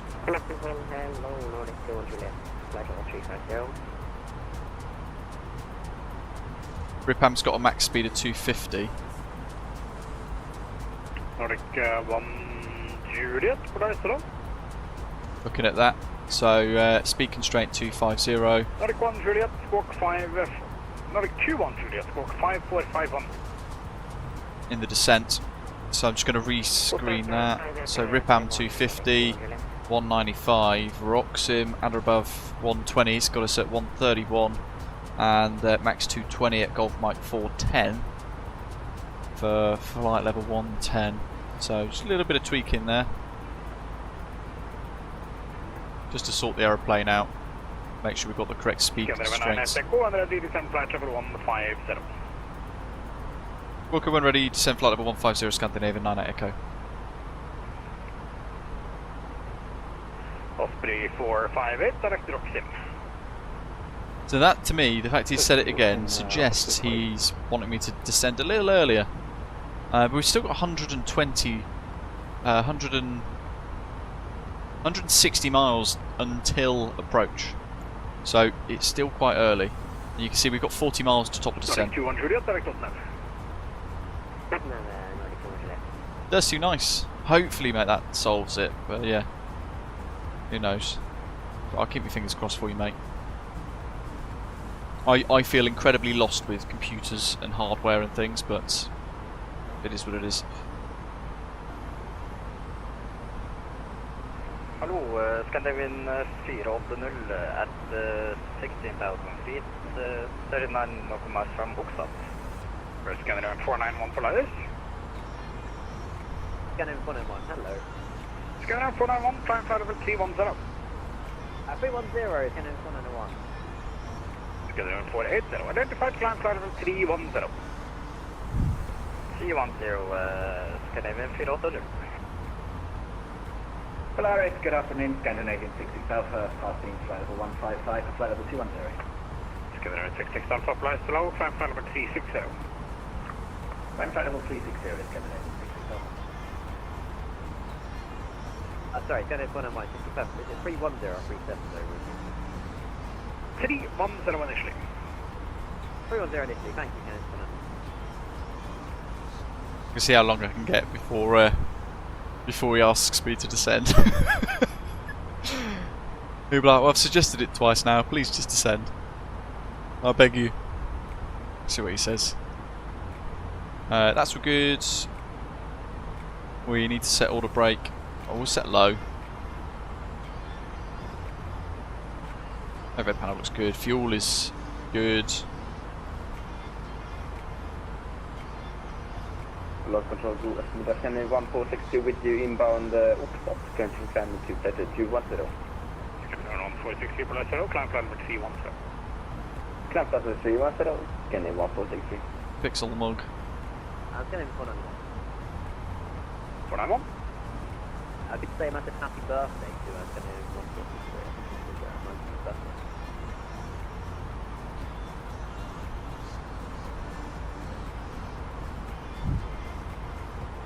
What? Scandinavian 4746, and ready descent flight level 120. Even he's just like, no.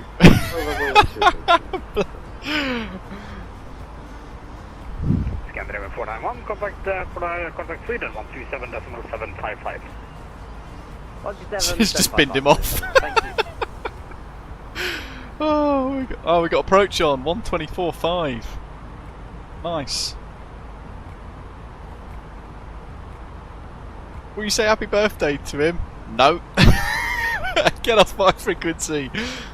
Oh, okay, let's start the descent. So what have we got here? Let's just reset that, and we'll use the old Winwing FCU down to 15, and then I'm going to push it in to go manage descent, check speed mode, and that's because it wants us to go back to managed, which I will do for the descent. Savage, isn't it? It's hard. Oh, I've got time for that.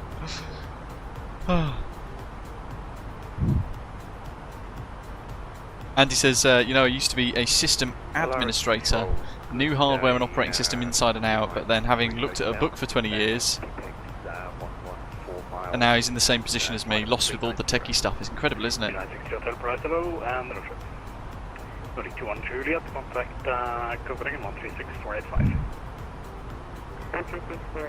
Yeah, snow further north. I mean, we're still kind of in the on the edge of winter, aren't we? Into spring, so yeah, I would imagine there probably is a bit of snow further up north. Who knows? That level of exaggeration, though, got no idea. So I've started descent just a wee bit early, just to show the controller now. We have initiated a descent at 1,000 foot per minute, so a little trickle downwards, and that little Z there, the wiggly line, is at the point at which we pick up our VNAV descent path. For those of you not familiar with the Airbus too much, in fact, what I will also do set QNH 1003 in the box and on the standby instrument, so when we snap back to the local pressure at Oslo, we've got those ready to go.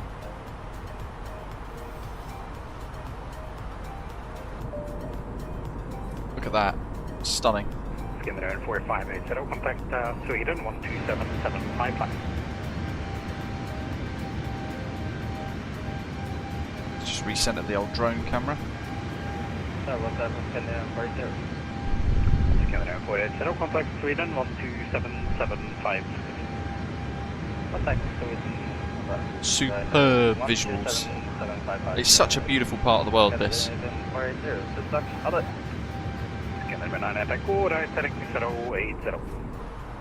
080, Scandinavian 9 Echo. Vectors, baby! Using the Winwing FCU loads today, it's great. 8. It's taking us out of VNAV now, so we've got a vertical speed to deal with. And with that in mind, I'm going to pull the vertical speed knob and I'm going to go for 1800 foot per minute. So there you go, that's what we're at so far now.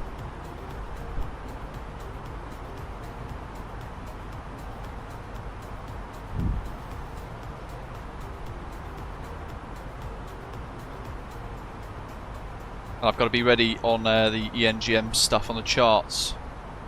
So we can snap from 01 right if we need to 01 left. In fact, what I might do, just to really prep and show competence, is pin that as a backup chart. So now it's just down here. So Cat2 ILS 01 right, and if all of a sudden we get a new one, snap across to 01 left with the new frequency, and I'll be able to just deal with the last minute change. So have both ready for Oslo, somebody mentioned earlier on. Quite useful. Let's continue the descent.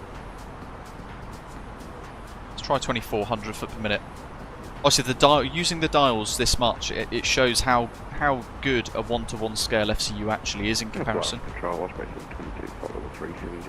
Aneurysm, we've got one, mate. I think. Oh wait, Euro 2024. Not. I thought you meant Eurovision 2024. We've got a Eurovision 2024 livery. And it's very pink.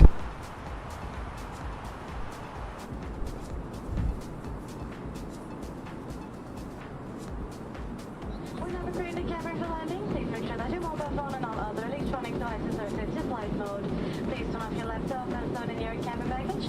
Cabin baggage shall be placed under the seat in front of you or in the overhead compartment. Raise your seat back and tables in upright position, and furthermore the window blinds must be open. Scanner 9, Scanner 9X. Scanner 98 Echo, resume on navigation direct Roxim. Oh, navigation direct Roxim, Scandinavian 908 Echo. Roxim! Direct, managed, turn. Giving us a tour of the beautiful coastline.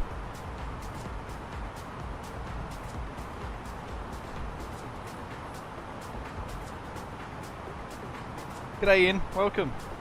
Oh, lovely. Did you win the quiz night?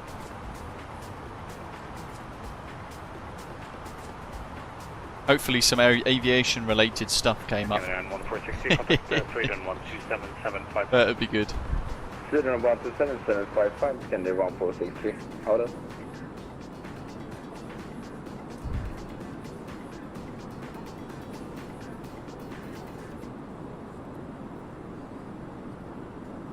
I'd be utterly useless without... I always thought I was quite good at general knowledge, but I'm not really that great. I end up kind of relying upon aviation-related questions.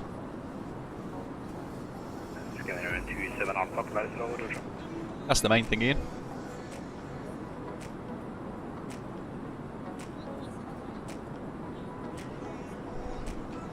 John, well, I always thought the CLJs are quite well received. Certainly the Iberia Express ones are always, and the Lufthansa ones, being 2 seats, aisle 2 seats, I always thought were quite good.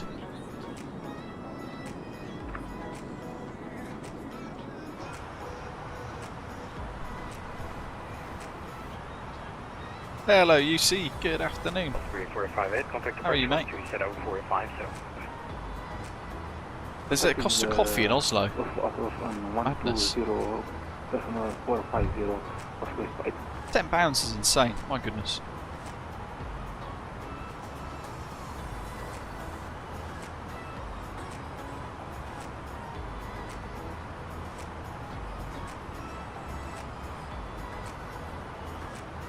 Franek, welcome.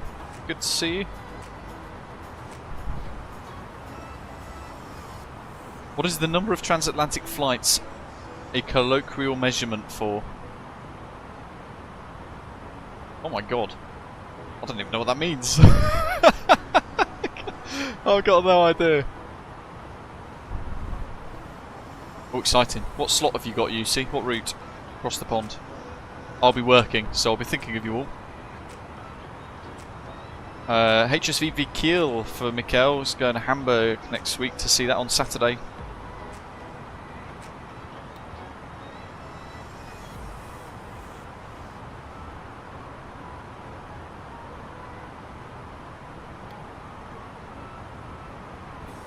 .250 below 120.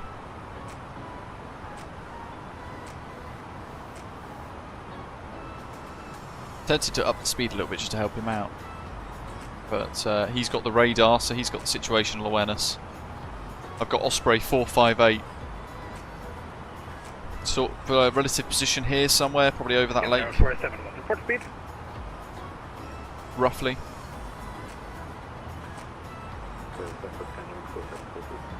Negative. Scandinavian 471, Scandinavian 471, report speed.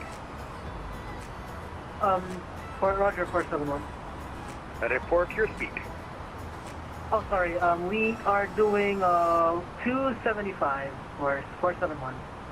Scandinavian 4746, report speed. 288 knots. Roger, and that's indicated. He's asking, is that your indicated airspeed? Scandinavian 4746, turn left heading 357. That's 357. One X-ray scan is equivalent to 2 transatlantic flights with the amount of radiation you're exposed to. Wow.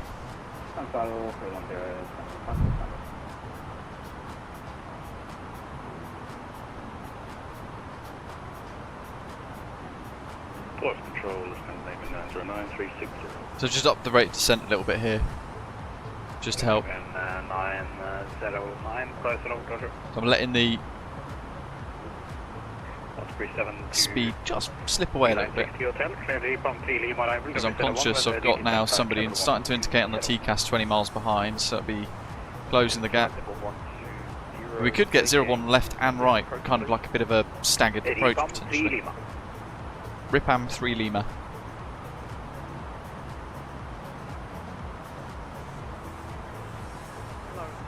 Put it in the chat, Gav.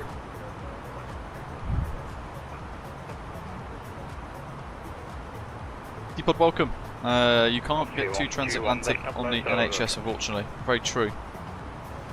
Wyatt's welcome.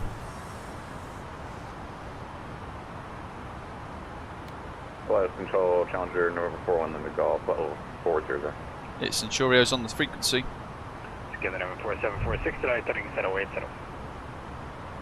I'm heading 080. So, going to be levelling off now, 150 shortly. Line 63 Hotel, can you confirm that approach was Ripam 3 Lima? Over. Thank you, sir.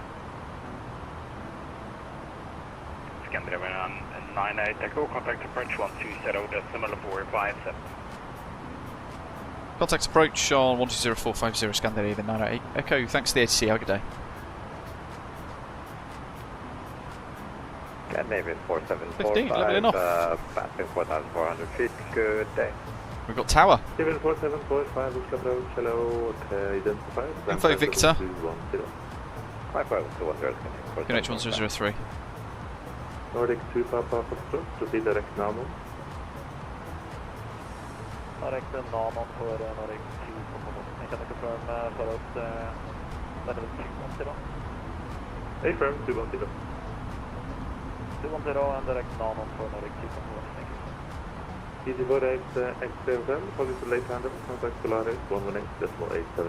280. Speed select.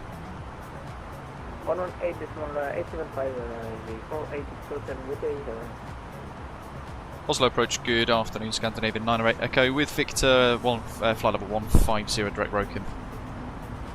Scandinavian 908 Echo Oslo approach. Hello, expect ILS 01 left, descent flight level 1. Have you confirmed descending flight level 120? We got descent to 150, we can descend 120 and expect ILS 01 left, Scandinavian 98 Echo. Scandinavian Echo, descent level 120, thank you. So, change of runway. Charts. Arrival.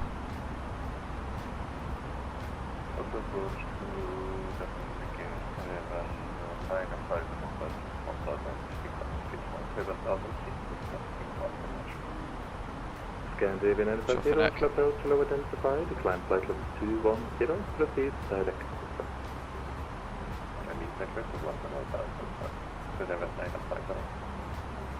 Nordic 2 Papa Fox, contact Polaris 118.875. Goodbye. Just about solved that.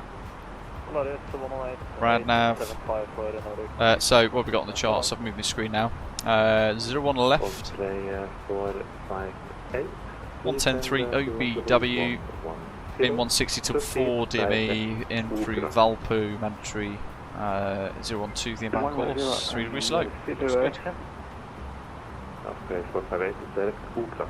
Oscar Golf Romeo Alpha Sierra. Okay, so the missed approach for this, folks. Okay, 458, visibility 0, confirm direct Okra. Climb on track 012 degrees to 5000, expect vectors by Oslo approach. Direct Okra Minimums, Cat C, rad out 109. So, slight difference on that. All the rest remains the same, and we've checked the data for the inbound. Bring the range ring in once more. Level at 120. Alt star.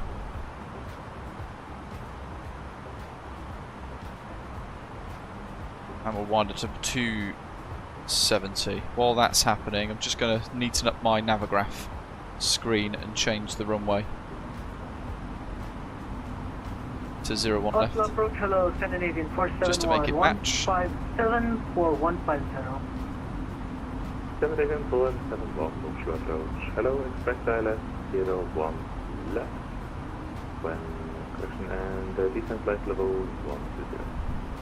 120 and we'll In, yeah, expect so ILS quite a few people, correction, 01 left. some people in the US, some people in the UK have now started to get their products delivered. Speed 220 knots or greater. But there's a bit of a waiting list, to be fair. 220 knots or greater of the flight. Scandinavian 908 Echo, speed 220 knots. Speed 220, Scandinavian 908 Echo.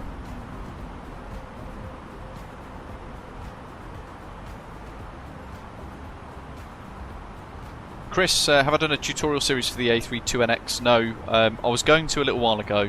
It's a good question, thanks for asking.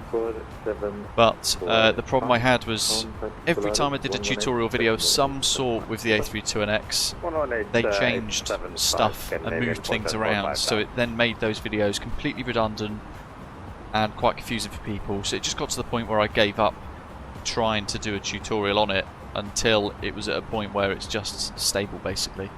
So 220 is above minimum clean, so that's good. It's going to increase our pitch slightly to maybe 5 degrees nose up, but that's okay, it's manageable. Right, there it is almost 5 degrees nose up, level at 120. And it's a max speed of 250 at Roxim, he's given us a speed. Scandinavian 908 Echo, descend flight level 110. Descend flight level 110, Scandinavian 908 Echo. Open descents, 11 at 220. Antonius, nice. Just got into the flight deck of an SAS A320 after his flight last Sunday. Was surprised by how clean and shiny everything was.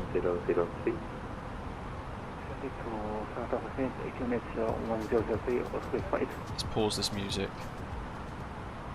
Scandinavian 950, contact Polaris 118.875, goodbye. To make sure I've got the tower frequency down, and we've got ground as well, 121.605, 121.605, tower 18.3, which is preset ready. There's an aeroplane above, climbing away and heading on south. 11 is Alt Star.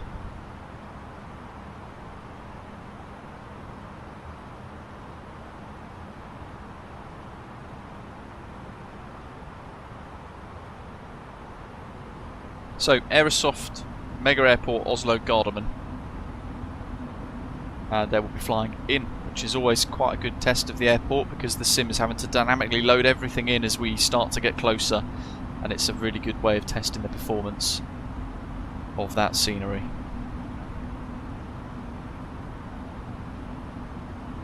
Yeah, true Andy, that's a good shout actually. So if I go to here, look at that. Echo, proceed direct Ugra, descend 7,000 feet, QNH 1006. Direct Ulgras and descend 7,000 QNH 1003, Scandinavian 98 Echo. Osprey 458. Just going to go to heading mode while I set this, so pull the wing. Clear island, 01 left. Ulgras, direct. Slight little turn to the right. So if I didn't do the heading bug there, we'd have ended up in that left turn.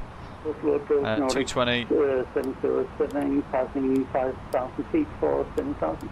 Takeoff, nose lights and signs, seatbelt signs are set and cross-checked. Climb flight level 210, proceed direct. No active failures. That's interesting. My honeycomb Bravo. Yeah, left and right lights, red lights have just come on. Interesting. We're going to have to keep an eye on that then. Scandinavian 471, descend flight level 110. 110. I've got the Thrustmaster Boeing TCA yoke. It's Voyage. Atmospheric shallow Scandinavian 476. Scandinavian 4746, Oslo Dodge, hello. Expect ILS 01 route. 35 miles to run. We're keeping now maintain flight level 120. Expect ILS 01 route. 1003, 1003, 2000 to go. Water brakes low. Not envisaging using the ground spoilers at this phase, so I'm going to arm them ready. Gear lever is up, and it's not showing any weird indications.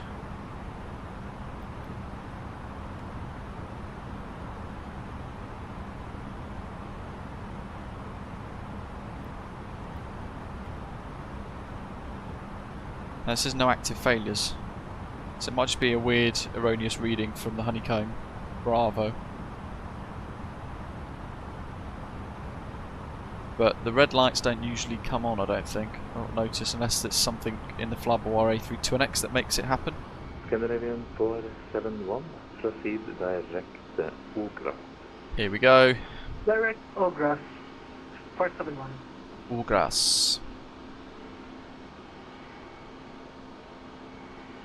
To be fair, Oslo is always lovely to fly into anyway. So even the Hergy 123 in the live chat, one of our community members here, he's the one that created that really amazing Oslo-Gardermoen freeware scenery on flightsim.to. That is still remarkably nice and really beautiful bit of scenery.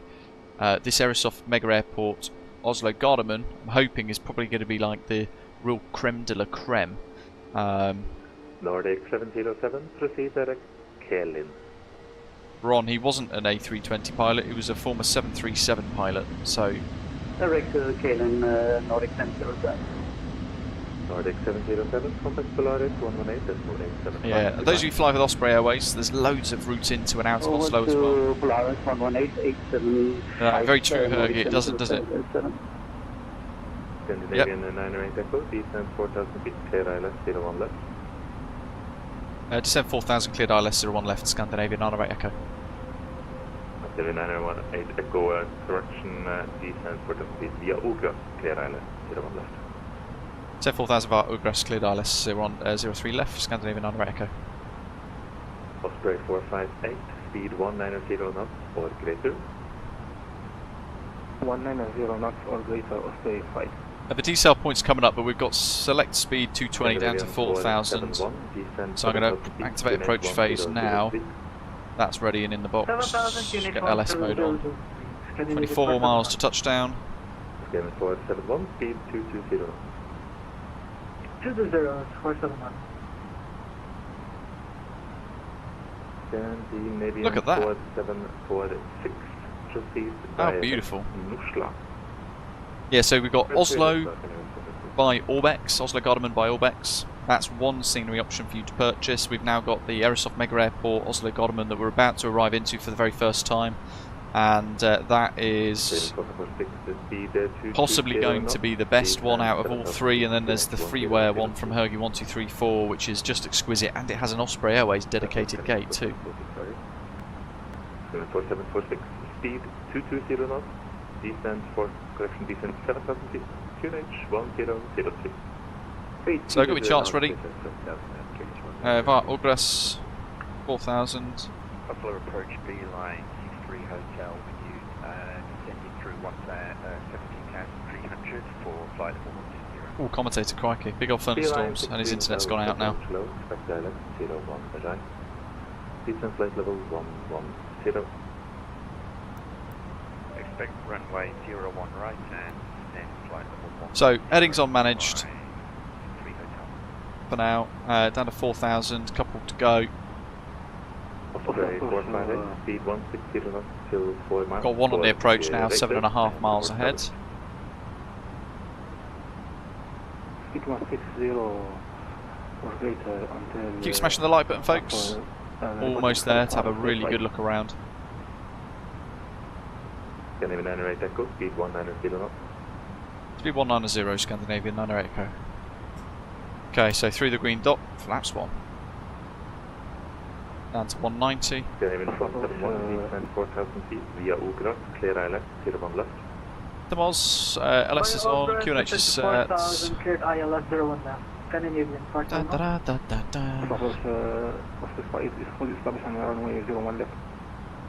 Level at 4.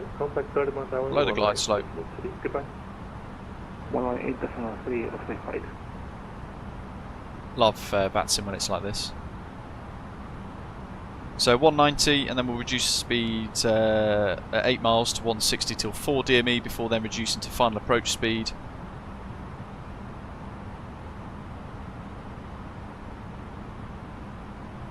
Just going to go heading mode.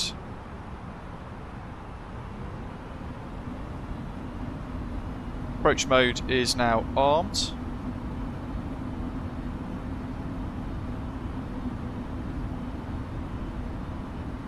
Massive simulations even into you, mate. 01 left is the one that we want, that's confirmed there, and we've got OBW, so we've got the 3-letter identifier matching what we expect as well. Lockstar.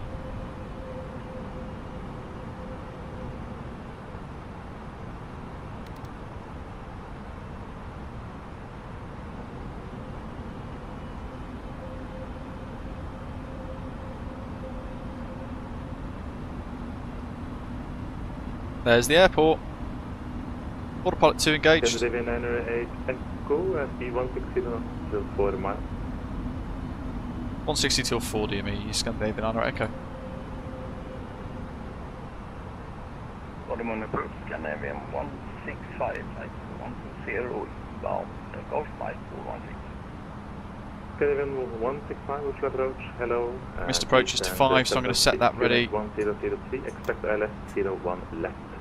3180, flap 3 selected. We're going to go gear down in a short while. I'm going to do it slightly earlier because I'm quite conscious I've got these 2 red lights appearing on my Honeycomb Bravo here. So I've got the Winwing FCU, Adrian. It's kind of the star of the show today, mate. Scandinavian for the night 9er, Oslo approach, hello, identified, climb flight level 210, proceed direct Oslo. Okay, we're gear down now. 3 red lights. Contact tower 118.3, goodbye. Tower 1183, Scandinavian 9 Echo. Thanks for the ATC, good day. Scandinavian 471. 2,500. Check. Flap 4, full flap. Oslo Tower, good afternoon. Scandinavian 908 Echoes, ILS 01 left, 8 miles. 798 Echo number 2, 2538 at 1 2 knots, continue approach, 01 left. Roger, continue 01 left, Scandinavian 908 Echo. Landing gears down 3 green, order brake low. If you'd like, you can do a visual side step to the on right if you'd like to challenge. Is that for Scandinavian 908 Echo? Affirmative. Yeah, we'll go, we'll make that work. 998 Echo, stay sure side step to the on right. And still on right, wind 253, 1 2 knots, left down. Side step 03 right and cleared land, Scandinavian 908 Echo. Woo! What a special arrival! Let's take her in visual. Nordic 932, hello, welcome on ground, push top food, connection 1002. Let's get rid of LS, it's going to give us the wrong readings. Track FPA. Flight director off. Oh, I forgot to press that on the Winwing FCU.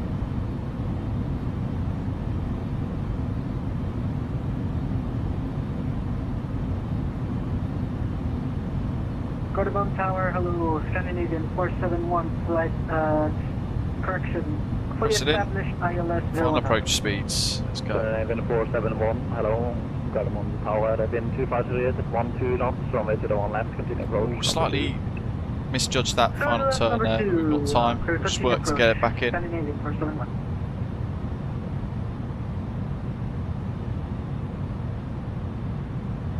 Osprey 458, hello, welcome to Oslo-Gardermoen, taxi Hotel Jam 72.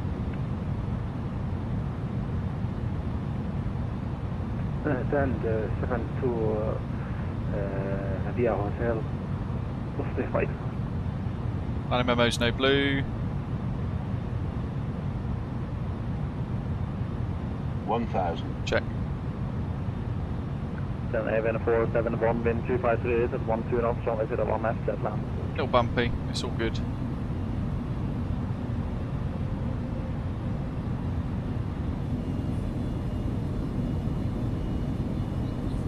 Feel like we had somebody on final approach with us.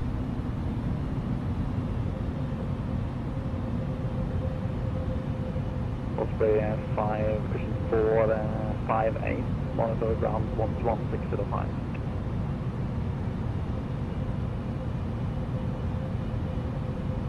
Already the scenery looks great, look at that. Ground on 121.605 Osprey 5.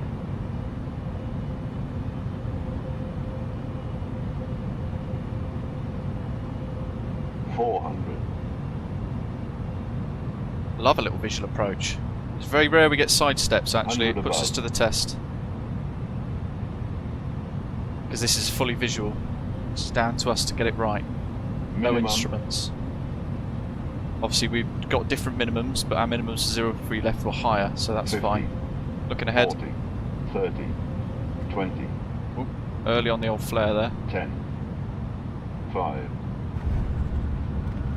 Just tweaking the throttle back there, just to kind of tease it into a deceleration. Reverse green.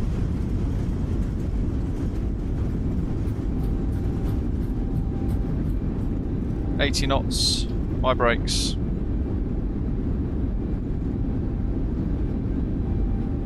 $60 knots. Get rid of the reverse thrust. 191 foot per minute.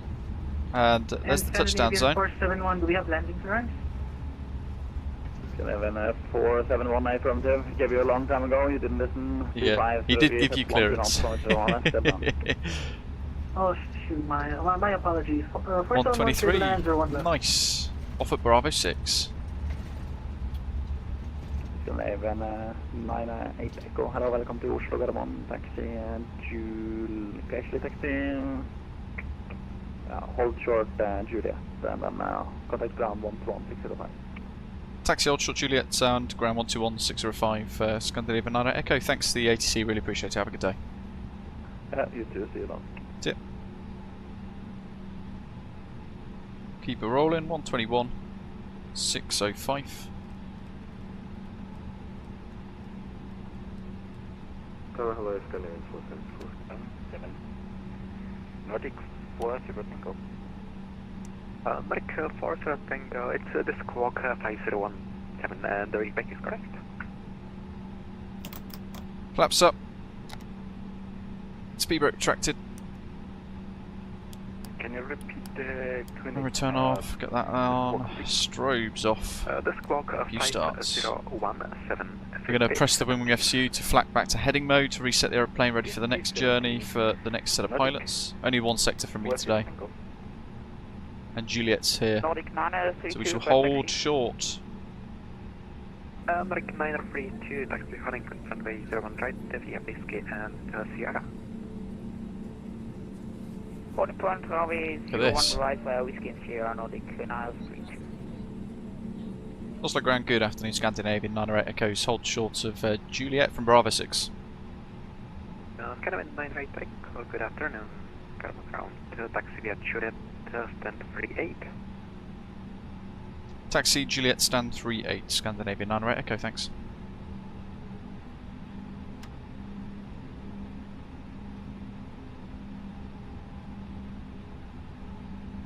Parking stands. 38. Okay, that's not far from where I was going to park.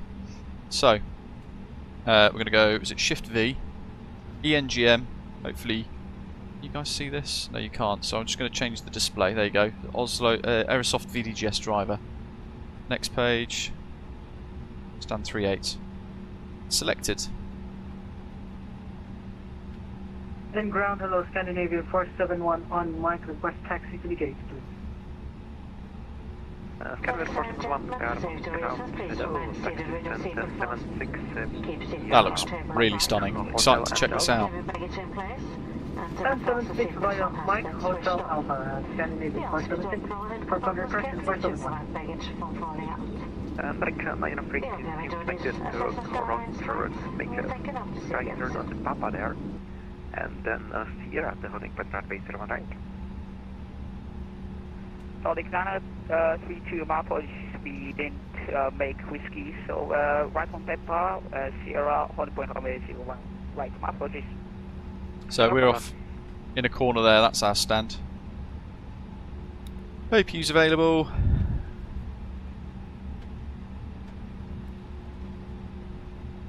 Wonder if it'll let us do this.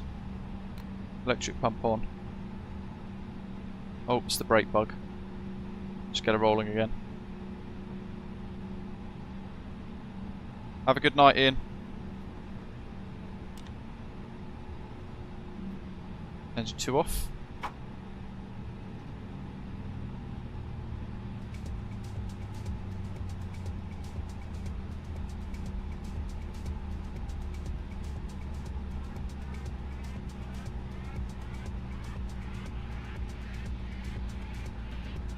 This looks incredible.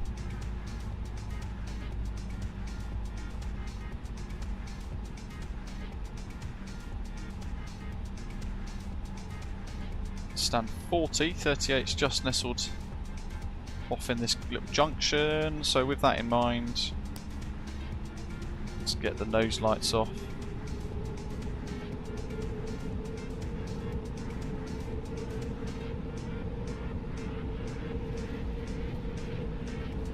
So we're going to see a lot of custom ground vehicles like the little Norse maintenance vans and things like that. Really beautiful bit of scenery this. And 38. So here we are, there it is. And there's our safe dock. Alpha, stand 26, request IFR clearance from Amsterdam. First, make a 903, you're going to 19 left instead, make your 180 turn here onto Tango and continue via Tango holding point runway 01 right.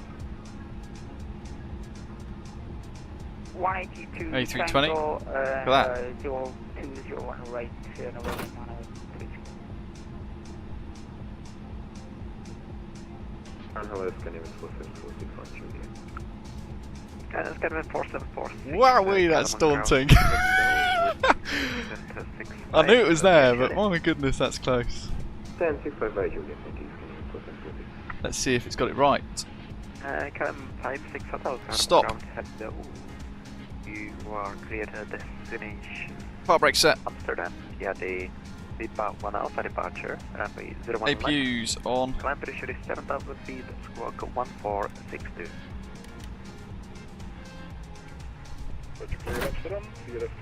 Wow. So let's see if we can get this working. It's already activated 38, so it's recognised that, requesting boarding. And we'll use Aviator. Custom jetway. Here it comes. Look at that! That's a beautiful jetty. Let's get the beacon off. Seatbelt signs before we go and explore. There's our on blocks, 1405Zs. Charts. We don't need those. New sky. 10 out of 10. Yeah, boy! Balance 11945 as well for profits. What a profitable condition. This is great. Touchdown, normal conditions. And that was all manually flown as well. There's our little side step that we did. So autopilot off was about here, and we did that side step to 03 right for a touchdown. Completely visual and manual. Beautiful. What I could have done really to make it a bit harder was maybe go to manual throttle, but I wanted to leave it in. Really happy with that. What a special arrival as well. Kind of just makes it a little bit more snazzy. So, GSX is actually working really nicely. I haven't installed any profile for this because it doesn't technically exist, but actually thinking about it, perhaps it already does exist inside the scenery because they're inside the jetty, which is just, that's incredible. And they disappear there, but that's fine. That's pretty good. That's quite remarkable. How stunning is that? You missed the animation on the gate door, Eric says. We have a look at it when we've explored the rest. We'll go back once everybody's deboarded. We'll get rid of the jetty to kind of have a little look, but I assume you mean it's that, right? The actual rubber that kind of folds over the top. Yeah, as in they're not actually appearing there, so they get coded to go into here, and then they kind of vanish. But you know what? I think we can probably follow the journey, Captain Shark. We can, the customer profile, look at that. That sign is exquisite. There you go, so the GSX profile comes with the scenery, that explains a lot. Oh wow.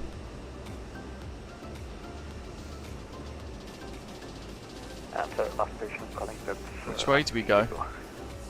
Probably all the way down there.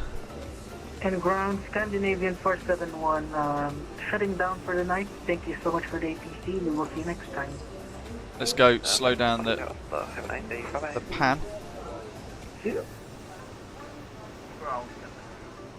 Oh, these advert boards. That's incredible. Scandinavian 165, ground, hello. Means like you have Victor and Delta, then 68. Yeah, the roof is spectacular, isn't it? Look at that. Now, at the end of the terminal, it's gonna be first right onto the airline, taxiing southbound all the way to the end. Coronavirus adverts for the airport. I mean, look how crisp that departures board is. That is beautiful. Really, really, really easy to read. Very cool. What else have we got then? Passport control.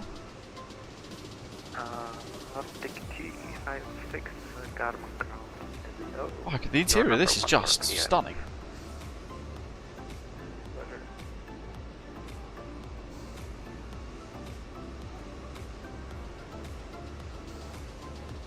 Yeah, you could probably tweak this, the GSX profile a little bit, Hergy, to actually make them do the walk, to be fair.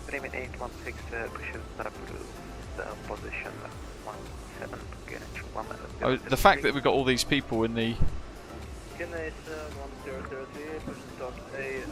scenery and they're all animated, yet performance to me seems really good. And look at how good the glass textures are. I mean, even the seats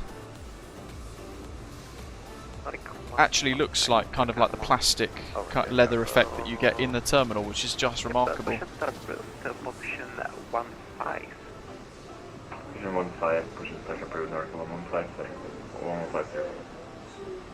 Okay, let's head back. We'll follow the lanes, reverse flow, just change the time a little bit into night time. Can you hear that?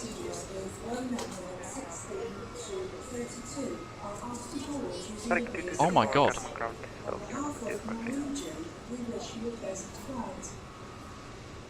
That's amazing.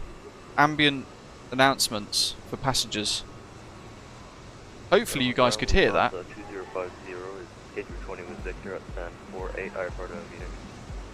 And that is beautiful. Really, really stunning.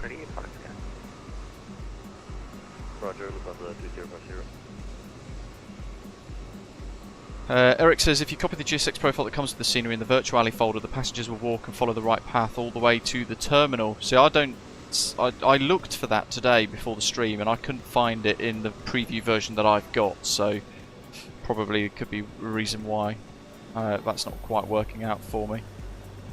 Air Baltic to Riga, nice little route option for you there to consider. KLM 56 Hotel, ready for the push and start Del at the gate 26. This interior is insane. I think, as Mayday's just said there, he's got Oslo's Orbex version, but this is possibly one of the most detailed sceneries to date, certainly from Aerosoft. A couple of flickering textures over there, you can kind of see with the reflection on the right hand side. Oslo Grand, Beeline C3 Hotel. Big bar area. Beeline 63 Hotel Gardermoen ground, hello, make a faster caution right turn on Juliet 2. Then taxi via it's like a big restaurant. Even like the floor size. Right, Juliet 2, then via Whiskey 2, 769. There's. Can you hear that? Contact tower on 18.3, right? 118.3 and thanks, bye-bye. Calvin Grand operator holding Juliet 1. So good. That noise, that tannoy. And you can see like all of the ground vehicles going around doing their thing. It's another bit of texture flicker there, a bit weird.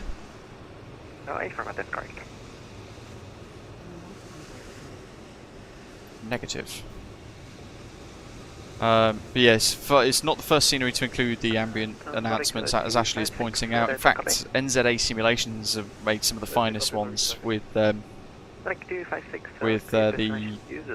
what you call it, Christchurch Airport as well. Really stunning. But yeah, this is created by Joe Erland, as Mayday's asking there. Yeah, good spot. This is one of his beautiful bits of scenery work. Look at this. Hergy says, go see the bar upper level north pier. I actually forgot how vast this airport scenery is. That's one of those snazzy textures, isn't it? It's not an interior. No. Thought as much. Look how big that is. Have I changed the time again?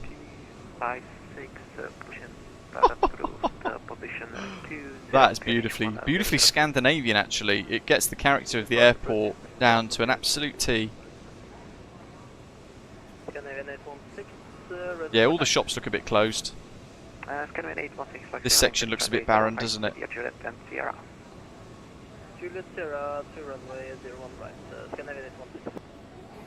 Ooh. Rotating doors. And look at the wood. The wood looks like it looks real. How fast was he going?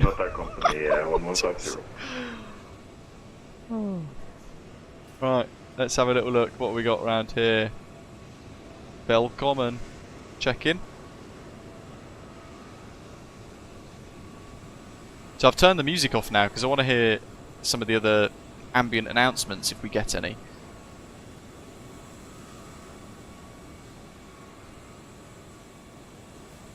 It's such a vast airport. I'd completely forgotten how big this airport actually is.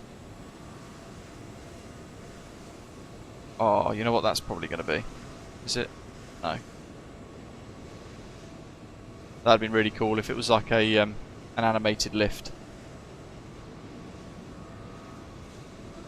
I can't actually go down any lower. That's interesting. But I can go out. This is beautiful. Really, really good. Have a good one, Zato. Jeez, do they all fly that like drive that fast in Norway?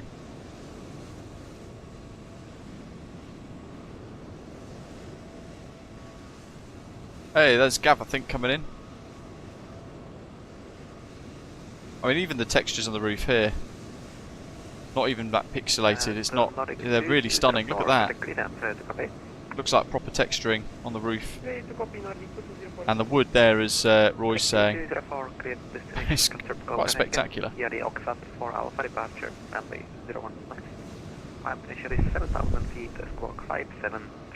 That's really cool. Just waiting to see Gav turns in. Get a little screenshots.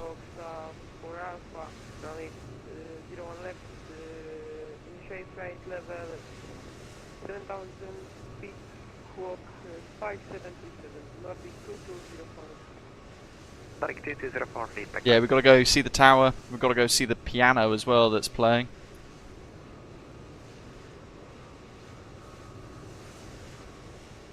KLM 56 Hotel, ready for taxi. KLM 56 Hotel, taxi. Oh yeah, Osprey baby. Awesome. Left via Golf and November. KLM 56 Hotel. I mean, the terminal textures and stuff there look really cool, don't they? Look at that. 816, contact tower on 118.3. What do we got? Let's have a look at the other side of this sign.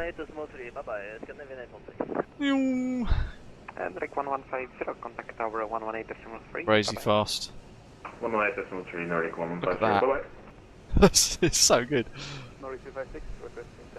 If I change the time now to night time.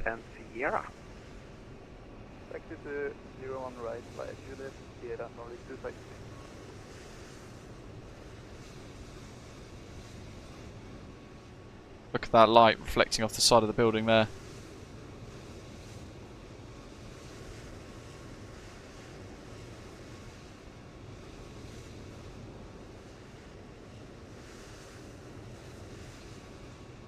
What we got? So a little arrivals area. Not really any kind of detail there, but even the concrete, the underneath of that concrete overfly for the departures looks really good. The arrivals area, because I suppose it's hidden, isn't it? That's kind of just been left. But the car park area here looks really good as well. Look at these trees. Like the pine trees look. Look how good they look. They look really, really good. My goodness. Whiskey Romeo 61, Scandinavian 9. So, we'll have a little wander around here. Let's get the music back on because we're outside. We'll look at the tower, we'll look at the exteriors.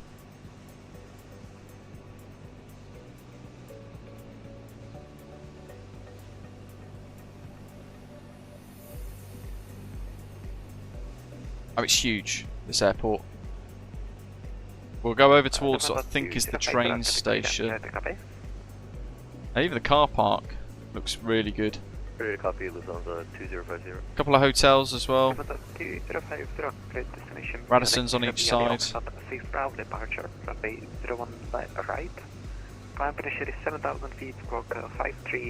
Even the road here, the entry road's been done with animations of cars.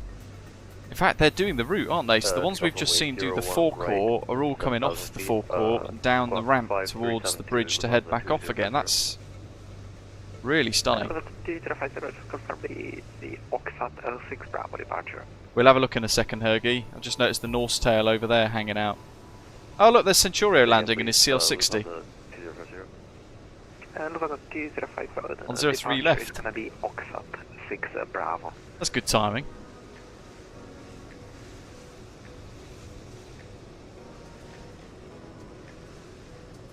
Roger, Lufthansa 205.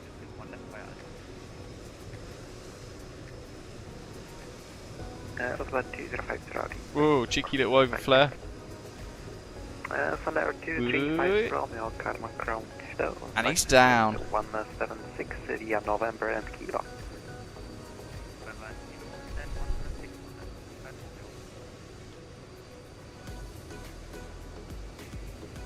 Look at this. Canon 56 Hotel contact. We might have to expand our base with Osprey Airways folks into Scandinavia and get a proper base running at Oslo. This is just unreal. Yeah, the scenery's by the same developer who made Brussels Roy, which is why we've done this this particular route actually today, because the same developers created both airports, made that wonderful rendition of Brussels, and made this insane rendition of Oslo-Gardermoen. Just really cool. Where's that tower?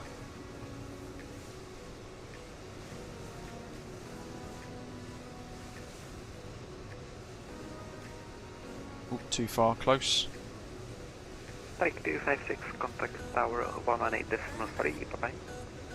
Contact tower 118.3, goodbye. Nordic. Oh, we have floating people. This is a pre-release candidate, a release candidate though, a pre-release preview version. So there will be one or two little weird nuances that aren't quite precisely how they're supposed to be, like the floating people.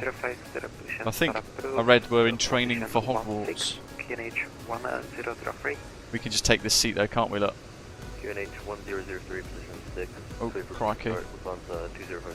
Oh, Chuffinek.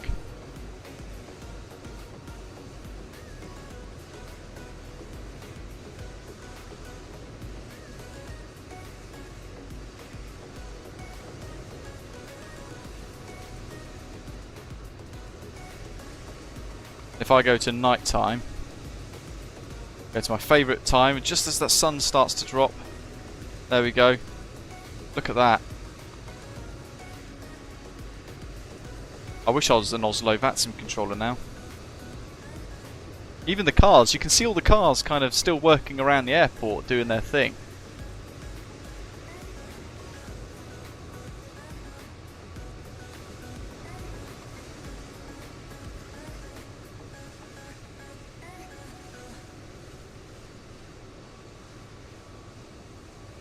Let's go outside, that looks really cool as well.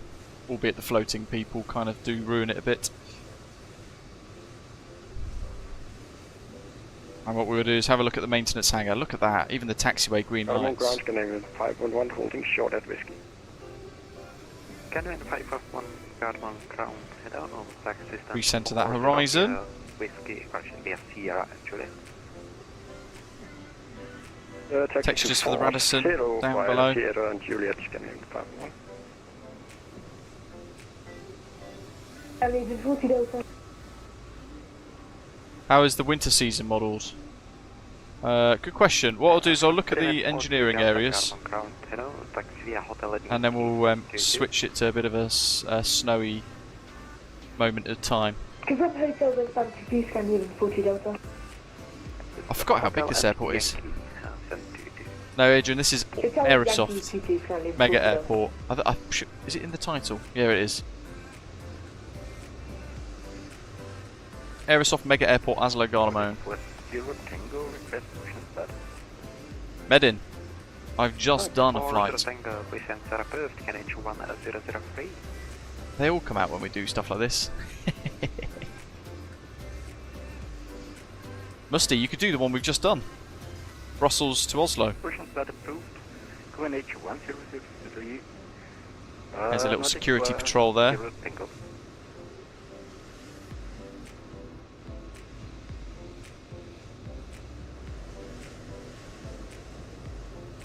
Little lights flashing away, look.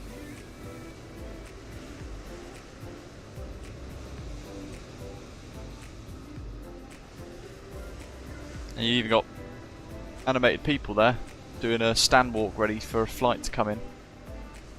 What's over here then? Looks like a load of Menzies bits.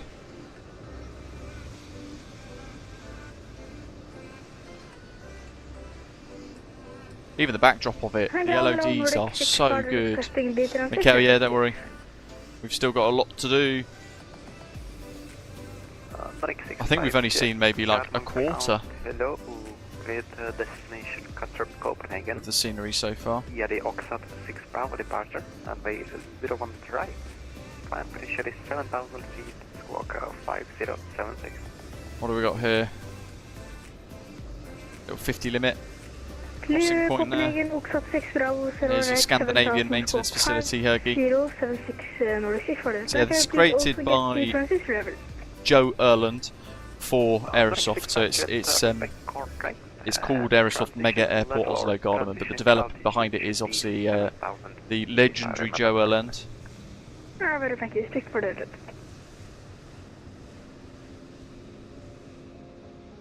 Rod and Roz. There's another security patrol, they're busy. Ready to taxi, Lufthansa 2050. Let's go to the time. Lufthansa 2050, set the squawk 5372, and taxi holding point runway 018. Yes. Look at those taxi lights.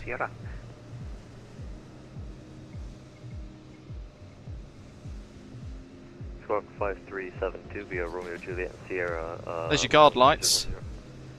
Yep, Lufthansa 2050, so it's just a Little LOD zoom thing there, but look how good that is. Juliet and Sierra, Lufthansa 200. Gardermoen ground. Good Insane evening, level of detail, this isn't it? What do you guys think? 3 Golf Tango stand 28, request clearance to Hamburg, and we've got whiskey on board. Lufthansa 3 Golf Tango Gardermoen ground. Hello. My goodness. Destination Hamburg. Yeah, the VIP 1 out. I mean, some of the textures look real, don't they? Look how good that is, look how detailed it is. Squawk 3713. Clear Hamburg via the VPA 1 after departure with L01 left.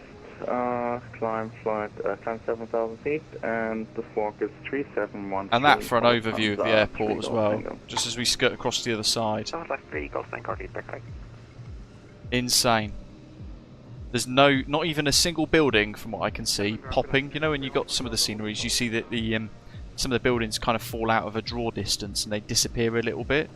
But you look at the whole of that airport and not a single thing is popping in my view. And I get it, I've got an RTX 4090 and I'm running the sim in 4K, which probably helps a lot, but that is insane. In fact, if I go high,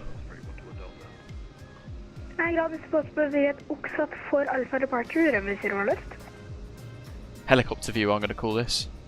Look at that.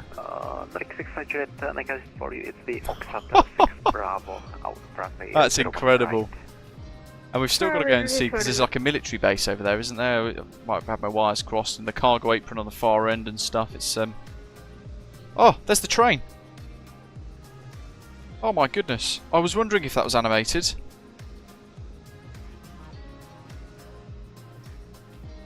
So the train that we saw in the station just a moment ago, after a few minutes, has left, and it's not even just disappearing round the corner, it's literally heading off. And there's an Osprey on final there. Look at that. What a view. This is just so impressive. So impressive.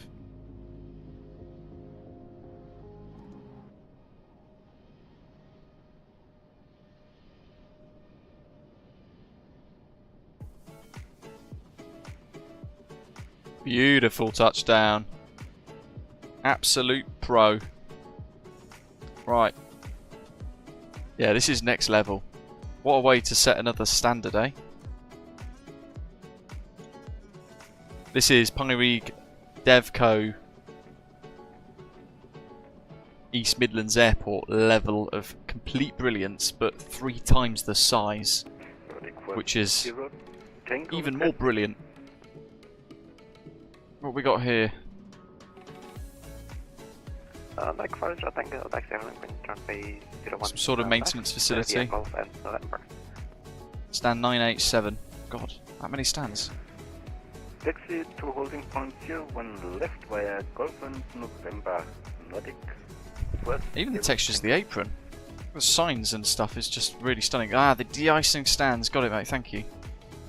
Good spot. And Of course it is. all stations, Garmin ground is reconnecting to the tower, so stand by 1 second. No need to switch frequencies.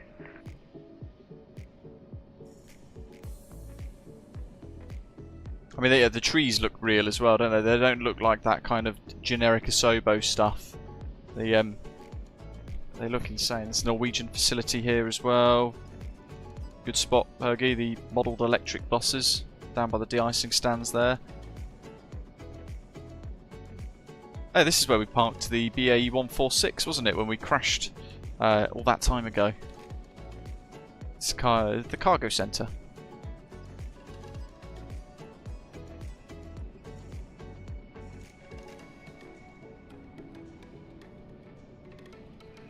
Osprey 490 Moffett Bravo 7. Look at that. Osprey 490 will contest taxi stand 81 with Papa and Romeo. Should we just squeeze underneath? Awesome. I'm sorry, please again. What was the CN number? Even that lighting is models. So I wonder if we change the time to like the middle of the night. No. I was wondering if, you know, some sceneries at like midnight the maintenance hangars open, don't they? But it is not the case. Oh, Flight Beam San Francisco is going to be wonderful. Really excited for that. Let's head up a little bit.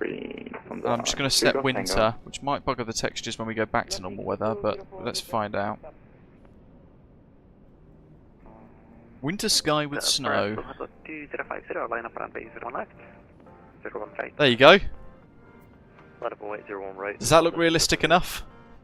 That actually is remarkably good. That's insane. Look at the little smatterings of textures and snow around the grass. Snow on the roof. That's wonderful. Sorry, was the other station calling for pushback?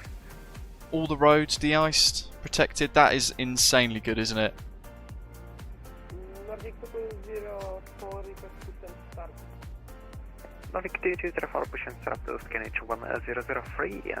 Yeah, this is 10 out of 10, isn't it? Absolutely spectacular. Load of aeroplanes still flying in. Even the runway. Absolutely bang on the money. De-iced perfectly. God,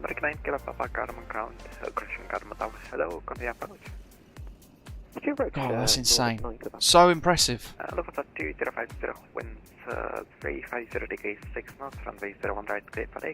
Back to live weather though. Clear for takeoff is on the 2050. We've got to go and have a look on the far left as well, don't we? So what have we got here? Cargo.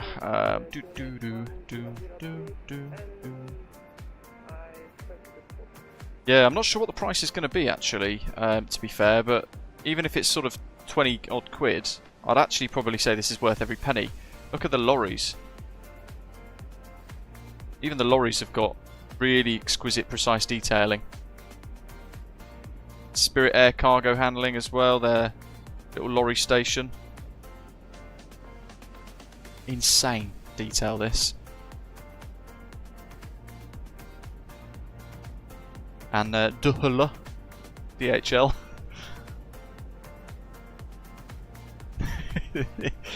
But yeah, this is remarkably good. We need to do more of Oslo. This is wonderful.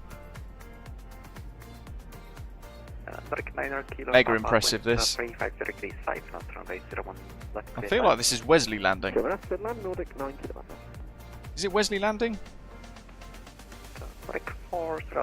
Behind landing company traffic line up runway 01 left. Look at the brickwork. Holy jeeps.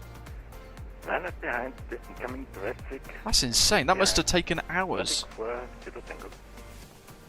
The first 2050, contact Oslo approach 120.450, bye-bye. 120.450, Alpha 2050, bye-bye. Hopefully you guys are all enjoying this. Big thanks to everyone who's hit the like button so far. Boink. Medic 27 Golf Echo Gardermoen Tower, hello, continue approach. Yeah, continue approach to 7 Golf Echo.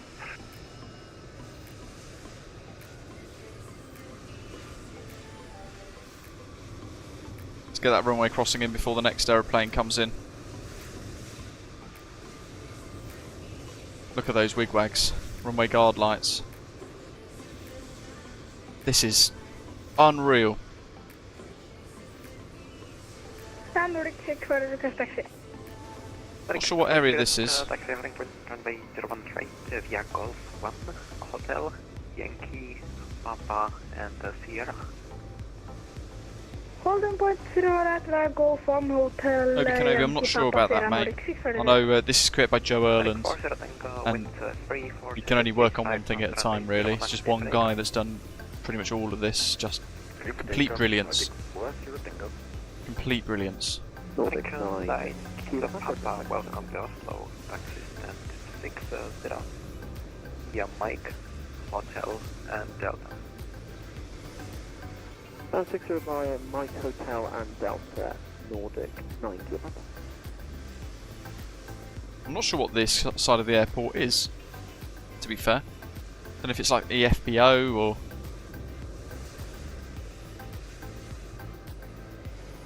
Brand Station Vest. I think that's like the ground maintenance, you know, like the airside ops.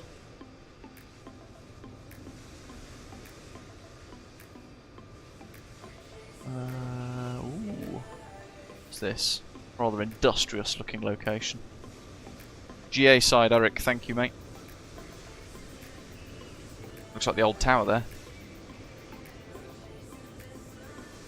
Lightspeed says this is the Hot Start Challenger 650 version of scenery. The level of detail, amazing. Fire station, Mikhail, thanks. Medic 2 Golf Echo went 340 degrees 5 knots runway 01 left clear time. 01 left clear to land Nordic 27 Golf Echo. Luft Transport. Fuel farm. The tankers there, getting all the fuel on board.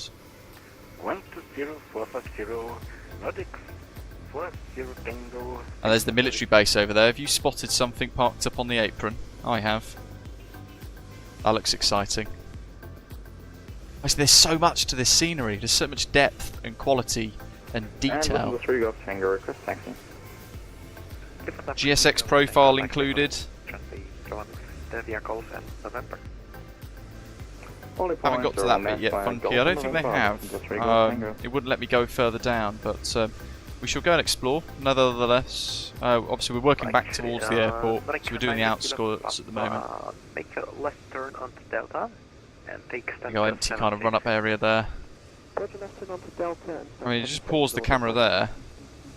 Look at those tyre marks. The taxi is going to be via Delta, Hotel and November, the holding point 09. For me, no difference detailing cars, same as Silvexi and GM. In fact, to be honest, just a quick check my...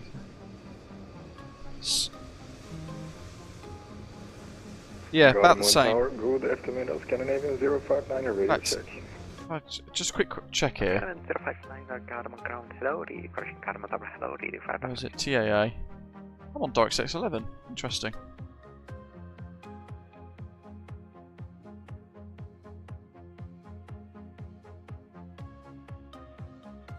My frame generation is not on for some reason. I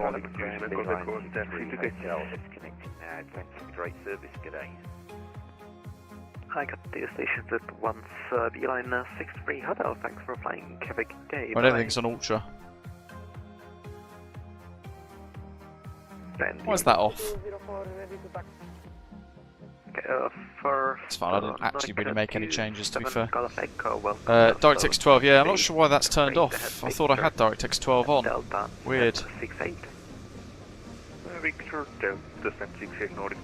I'm sure I had DirectX 12 on.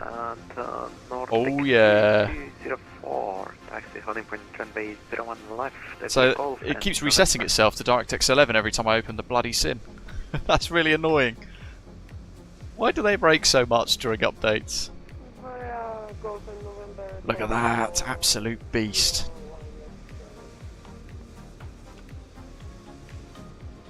Tower is Bravo 3 available for Nordic. Oh, there's more. Look at that for a backdrop as well. Unfortunately, due to noise restrictions, only Bravo 1 and Bravo 2. However, we take Bravo 2. It defaults back to DirectX 11 and windowed mode every time we start the sim. Ah, Radio Sobo. C-17 Globemaster. What a machine that is. Animated Norwegian flag there as well. What have we got here?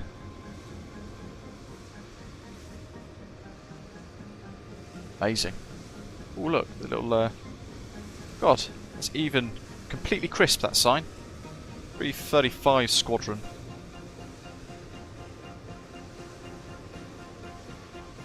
Anything inside? No. But it is textured.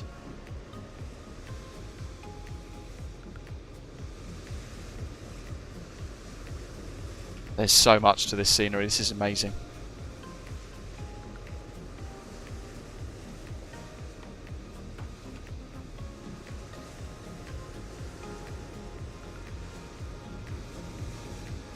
Ooh, the tail's open.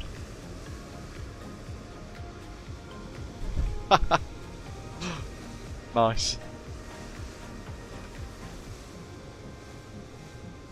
Hey, look at that for timing!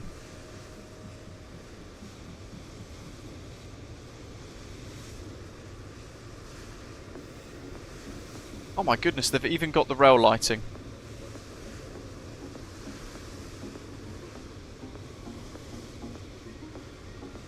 Into the tunnel it goes. Underneath the airport. That's incredible. Where did it come from? Right, it goes off right off into the distance. That's insane.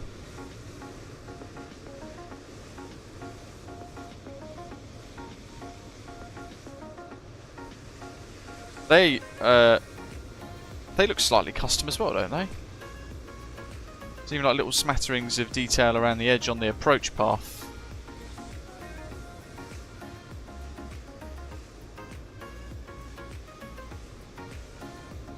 What on earth is that?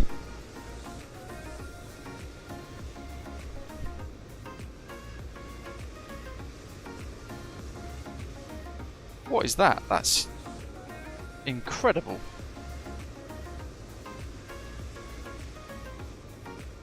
Oh!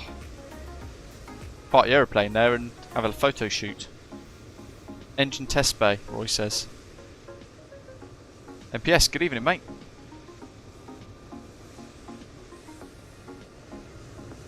Amazing. There goes the train again. Past the Norse aircraft parked up. Tower Nordic 6 for the pressure 0, right? Nordic 6 right, thank you. Oh, the lines are busy, aren't they? In fact, that's gone out. Right,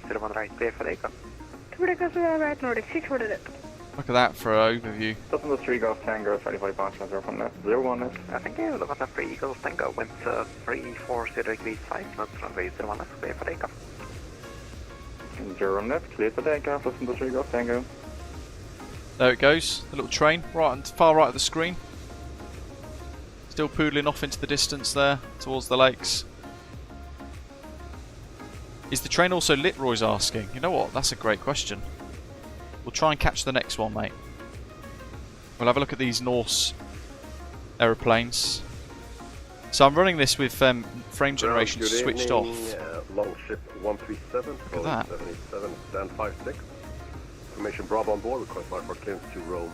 Everglades, Rondan. So both brand new independent aeroplanes. Departing Lufthansa A320, line up and wait from base 01 left behind. See if we try and catch this train coming past. I don't know how often the services are, but it's a couple of minutes, isn't it? 137, you're cleared destination Rome via the We'll spot one at some point. Imagine if we go in the tunnel. I don't think we can. It's like a black screen. Yeah, cool. That's fine. 0265. Back to it. Clear to Rome via the Vipa 6 Bravo departure on runway Because we've got lots of the airport still left to see. The actual main kind of soul of the airport as well. Look at that. Longship 137, feedback correct. The bus 65 jet, contact Oslo approach 120 December 450, bye bye. 120 Parvasero Nordic 6 for the bye bye. Stunning. Really, really, really impressive. Just sort out the music. Look at the wood. And Nordic 2204 west now, 36. Oh my god. Let's get really close. Look how good that looks. This is by far the most exquisite Oslo out of any of the options available. Look at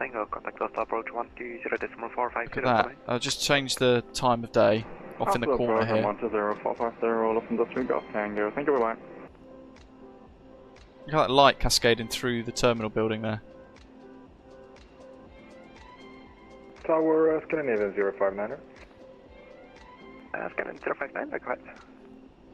We're at the Golf Look at that. 22 with information Charlie on board. QNH is We just pause the music again. We've got requesting I for clearance to Copenhagen. ambient noise. Cleared destination Copenhagen out of runway 01 left. Or the Oxford 4 Alpha. So you've got the hustle and bustle of the airport in here. 3403. I mean, look at the detail. This is just amazing. Clear to Copenhagen, runway 01 left via the Oxford 4 Alpha. Departure initial altitude 7,000 feet and squawk 3403. Even the glass. Look at that with the taxiways outside. Kind of 059 or feedback, right?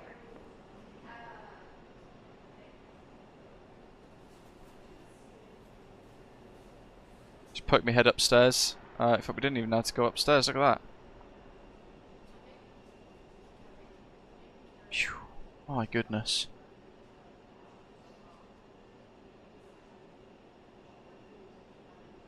I like the shadowing and the way the light interacts through the glass is just wonderful. And the textures on the floor are just out of this world. Look at that for detail, folks.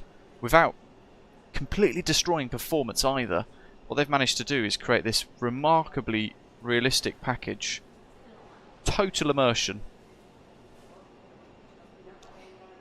Just insane. It's very rare that I find myself kind of almost lost for words with the scenery, but this is just a whole other level of incredible. Look at that bar. Change the camera speed, time. That's exquisite. In fact, if I roll that back, look at the light against that chandelier. It's just, that is amazing. Simply spectacular. In fact, that is probably going to be, if I just do that, that's going to go on Instagram as one of the kind of like screenshots from today.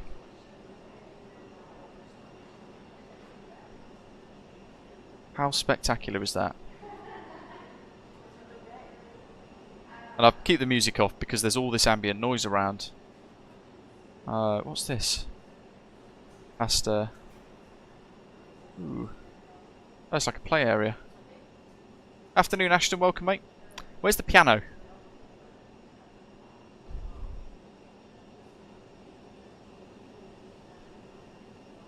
It'd be great if the shops were open. That'd be really cool. There's a little bar here as well.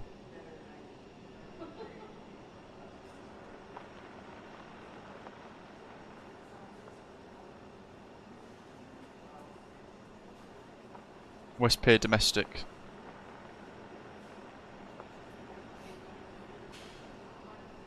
I've got to get my bearings now.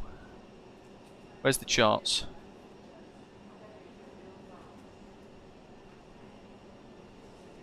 West Pier is the other side to where we've parked.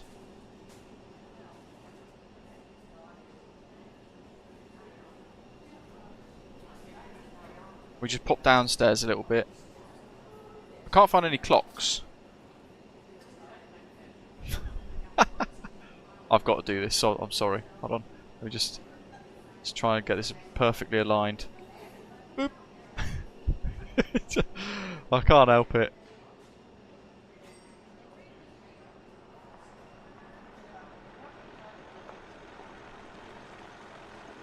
Let's just kind of stay outside for a moment.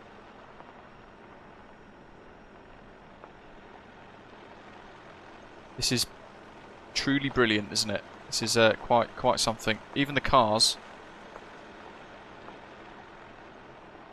they've got noises. Where's that roughly, Neil?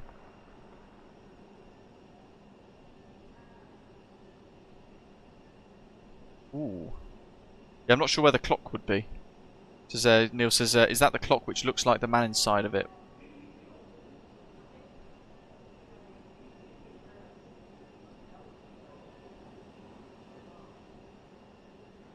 Oh, that shit is just insane. So this is the pier.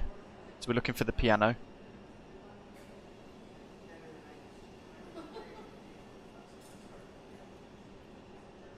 Yeah, complete masterclass. 10 out of 10 brilliance. Amsterdam. There's some announcements again.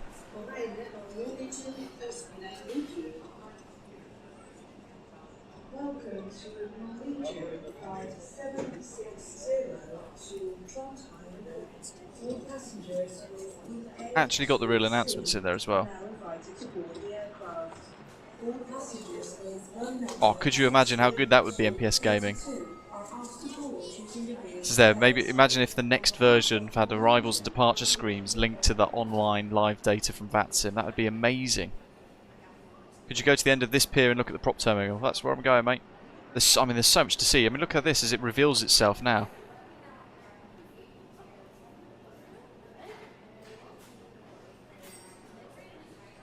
He hasn't done the toilets. Surely not.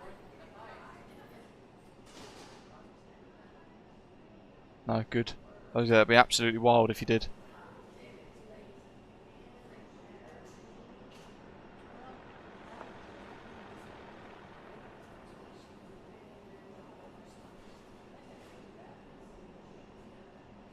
Neil, nice. Well, that's going back some years, isn't it? Roy, it should look the same in MSFS 2024. I mean, look at these. This is just... It's wild that in a flight sim we're able to walk through an airport that looks so realistic in comparison to what it does in real life. And this is a simulation for flying. It's not an airport simulator, but look how incredible this is. Somebody said in the live chat a second ago, so it's to the point where it's almost like artwork. I didn't realise how long this pier was.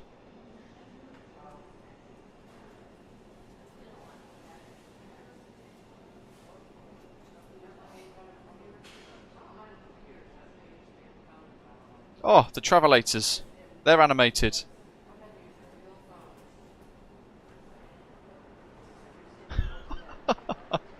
Here's the piano. Oh my god.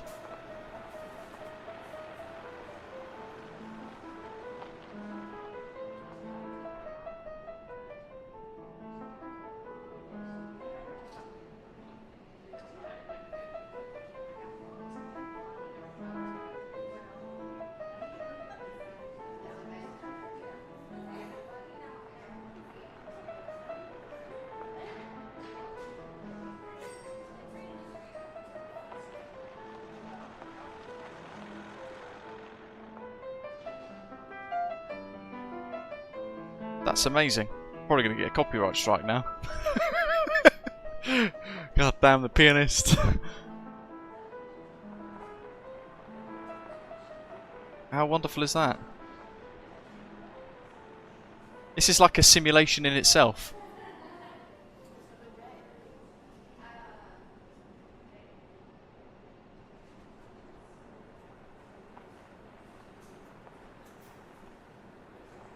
Good evening, Longship 137, stand 56. We are ready for push and start. The strings in the piano are even moving in, Roy said. Oh, we'll have to turn around and go and have another look at that then. So, for push and start, And this is the prop bit at the end of the pier, is it? 450, bye-bye. Approach 120-450, Longship 137, thanks, bye.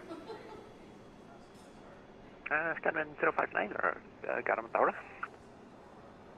Tower Scanman 059er. There's a little maintenance car. Driven 059er, 1 ready for push and start, contact Oslo approach on 120. Funky, awesome. I mean, look how good that is. Okay, contact approach for push and start to 120.450. Thank you very much for the service and bye-bye. Bye-bye. And Nordic 432 on frequency by any chance?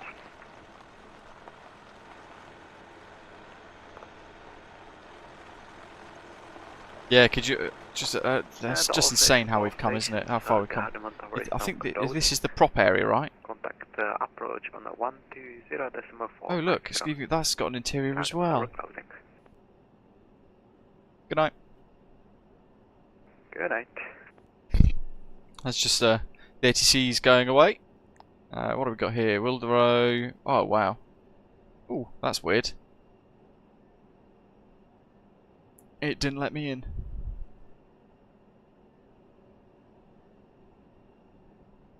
That even the VDGSs are all active. They're all just sat there in kind of like a standby mode. It's not going to let me in, is it? No. So this bit you can't go into, but you can still see the sheer detail involved. Look at that.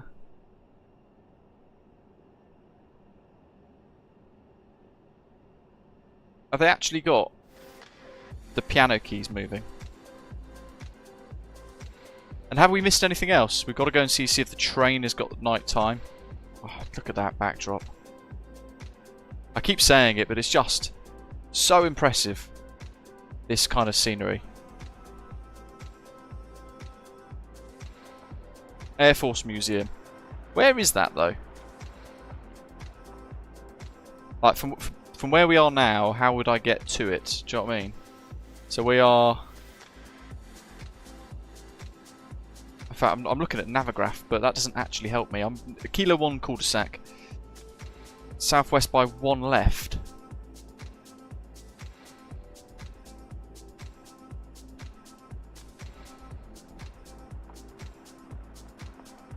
Which would be over there. Okay, so how would I get to that? Let's see. Silly quite, I'd use drone cam of course, but where precisely is the Air Force Museum? Is that it? There's the VOR, by the way, we haven't gone over that. It's a half circle building.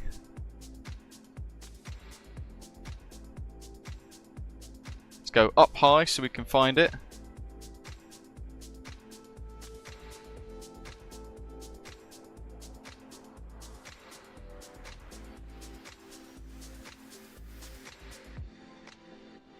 U-shape.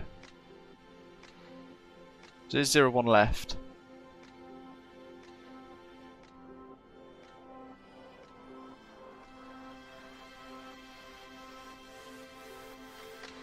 Is it meant to be this bit here? There's like a U. Oh, that. Got it. So that's where it's meant to be, but it's not modelled.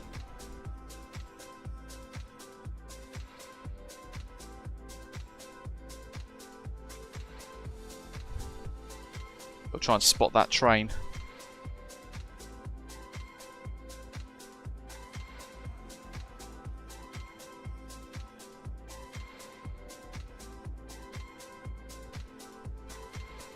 See if it's got the nighttime texturing.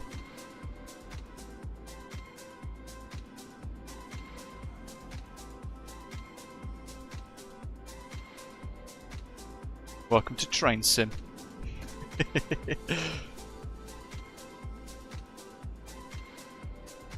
I mean, this in itself is quite remarkable, isn't it? Just as a view. Welcome, like as an arrival to the airport. This is how we should have started the stream. And at the hotel there as well. Okay, there's the train. It's got lights. So what we'll do... Oh look! That one's coming in. The other one's going out. Look at this for timing. British Rail Geek. Hit like and subscribe. Off it goes. What a view. He's got the green light, which I assume means go. Go fast. Choo choo. How good is that?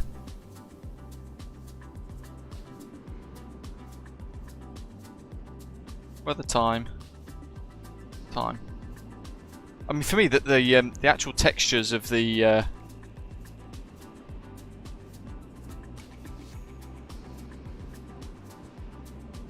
kind of like snowy conditions and things, they are remarkably good.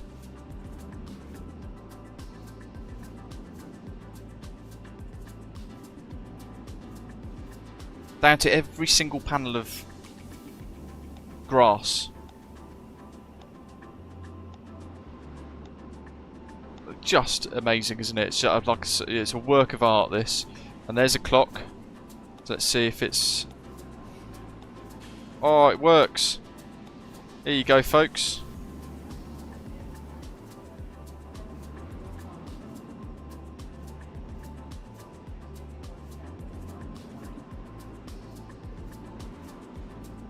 Amazing.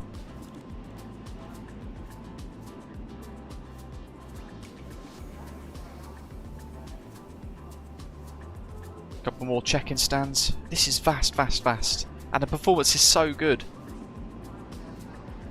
Orbex, in comparison, it just can't compete with this. This is true brilliance. So if you haven't purchased an Oslo scenery yet, this is what you want. This is insane, and it's going to be absolutely rammed when it gets released in 2 days from now. As the commentator's saying there, it's going to be one of the busiest airports for the first few weeks after release. It's just remarkably exquisite. Every little detail. It's been thought through, it's been tested, it's been checked. It's crisp, high definition.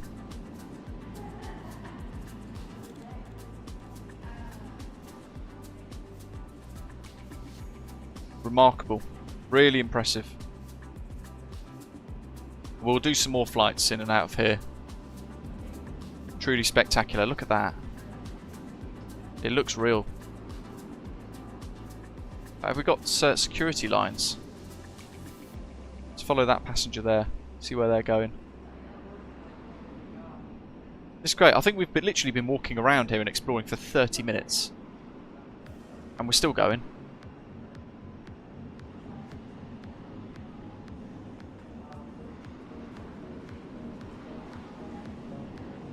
A lot of the time you'll find the security lanes are kind of there, but they're never modelled. But that's obviously for obvious reasons. So it looks like they've got the channeling of the area. Oh, it's not even letting you in that bit. Can't get in. Means I've got to pop out through the other side. There we go. Yeah, so it kind of skips you through departures, which I think's sensible, realistically. And that is just amazing. Think about an hour already, Phantom says. My goodness. If that doesn't say what you need to know about this scenery, I don't know what will. See the clock up there? Let's test that. Ah, it's just an image. Now that would have blown my mind. We don't need little details like that, do we? Let's follow her.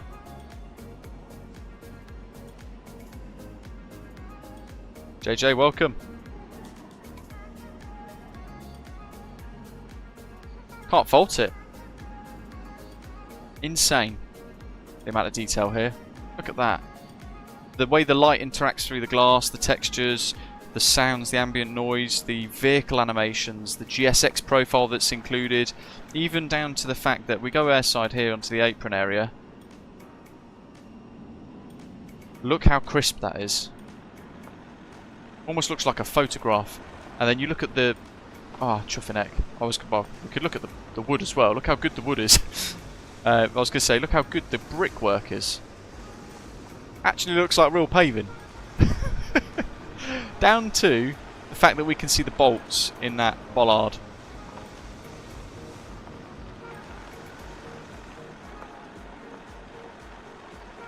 There we go. Can't really say any more. True brilliance from Joe Erland and the Aerosoft Mega Airport Oslo-Gardermoen coming very soon to Microsoft Flight Simulator. About 2 days away now, providing nothing happens tomorrow. Nice to see a random knock air there. Yeah, complete brilliance this. A genuine masterclass in how to model and create an airport. It's completely exquisite. Every angle. Textures of the apron, textures inside, ambient noise, animations, night lighting, winter, textures, everything. Down to the lights on the train and all that sort of stuff. Complete 10 out of 10. And would I recommend it? Obviously, absolutely yes. Releasing in 2 days on the Aerosoft website. If you want to get your hands on Brussels as well, which is where we begun our journey today, also created by the same developer, to a really nice level of detail as well. You can get the link to that in the description below. It'll take you to the Contrail website to buy that. And monitor aerosoft.com for Mega Airport Oslo-Gardermoen when that releases imminently. Massive thank you to all of you flying along, watching wherever you are in the world, and a big thank you to our air traffic controllers throughout the journey today as well on the VATSIM network. Amazing as always, and I hope you guys have all enjoyed it. So hit like, hit subscribe if you've not done so already, and I will see you guys for live stream the other side of next week. I would obviously be streaming tomorrow, but I'm spending the day at the vets, so wish me luck, and in the meantime, as always, thank you very much for watching, and I'll see you very soon. Take care, and when this comes out, go buy it. Aerosoft Mega Airport Oslo-Gardermoen. Spectacular. Thanks for watching everyone, have a good rest of the day.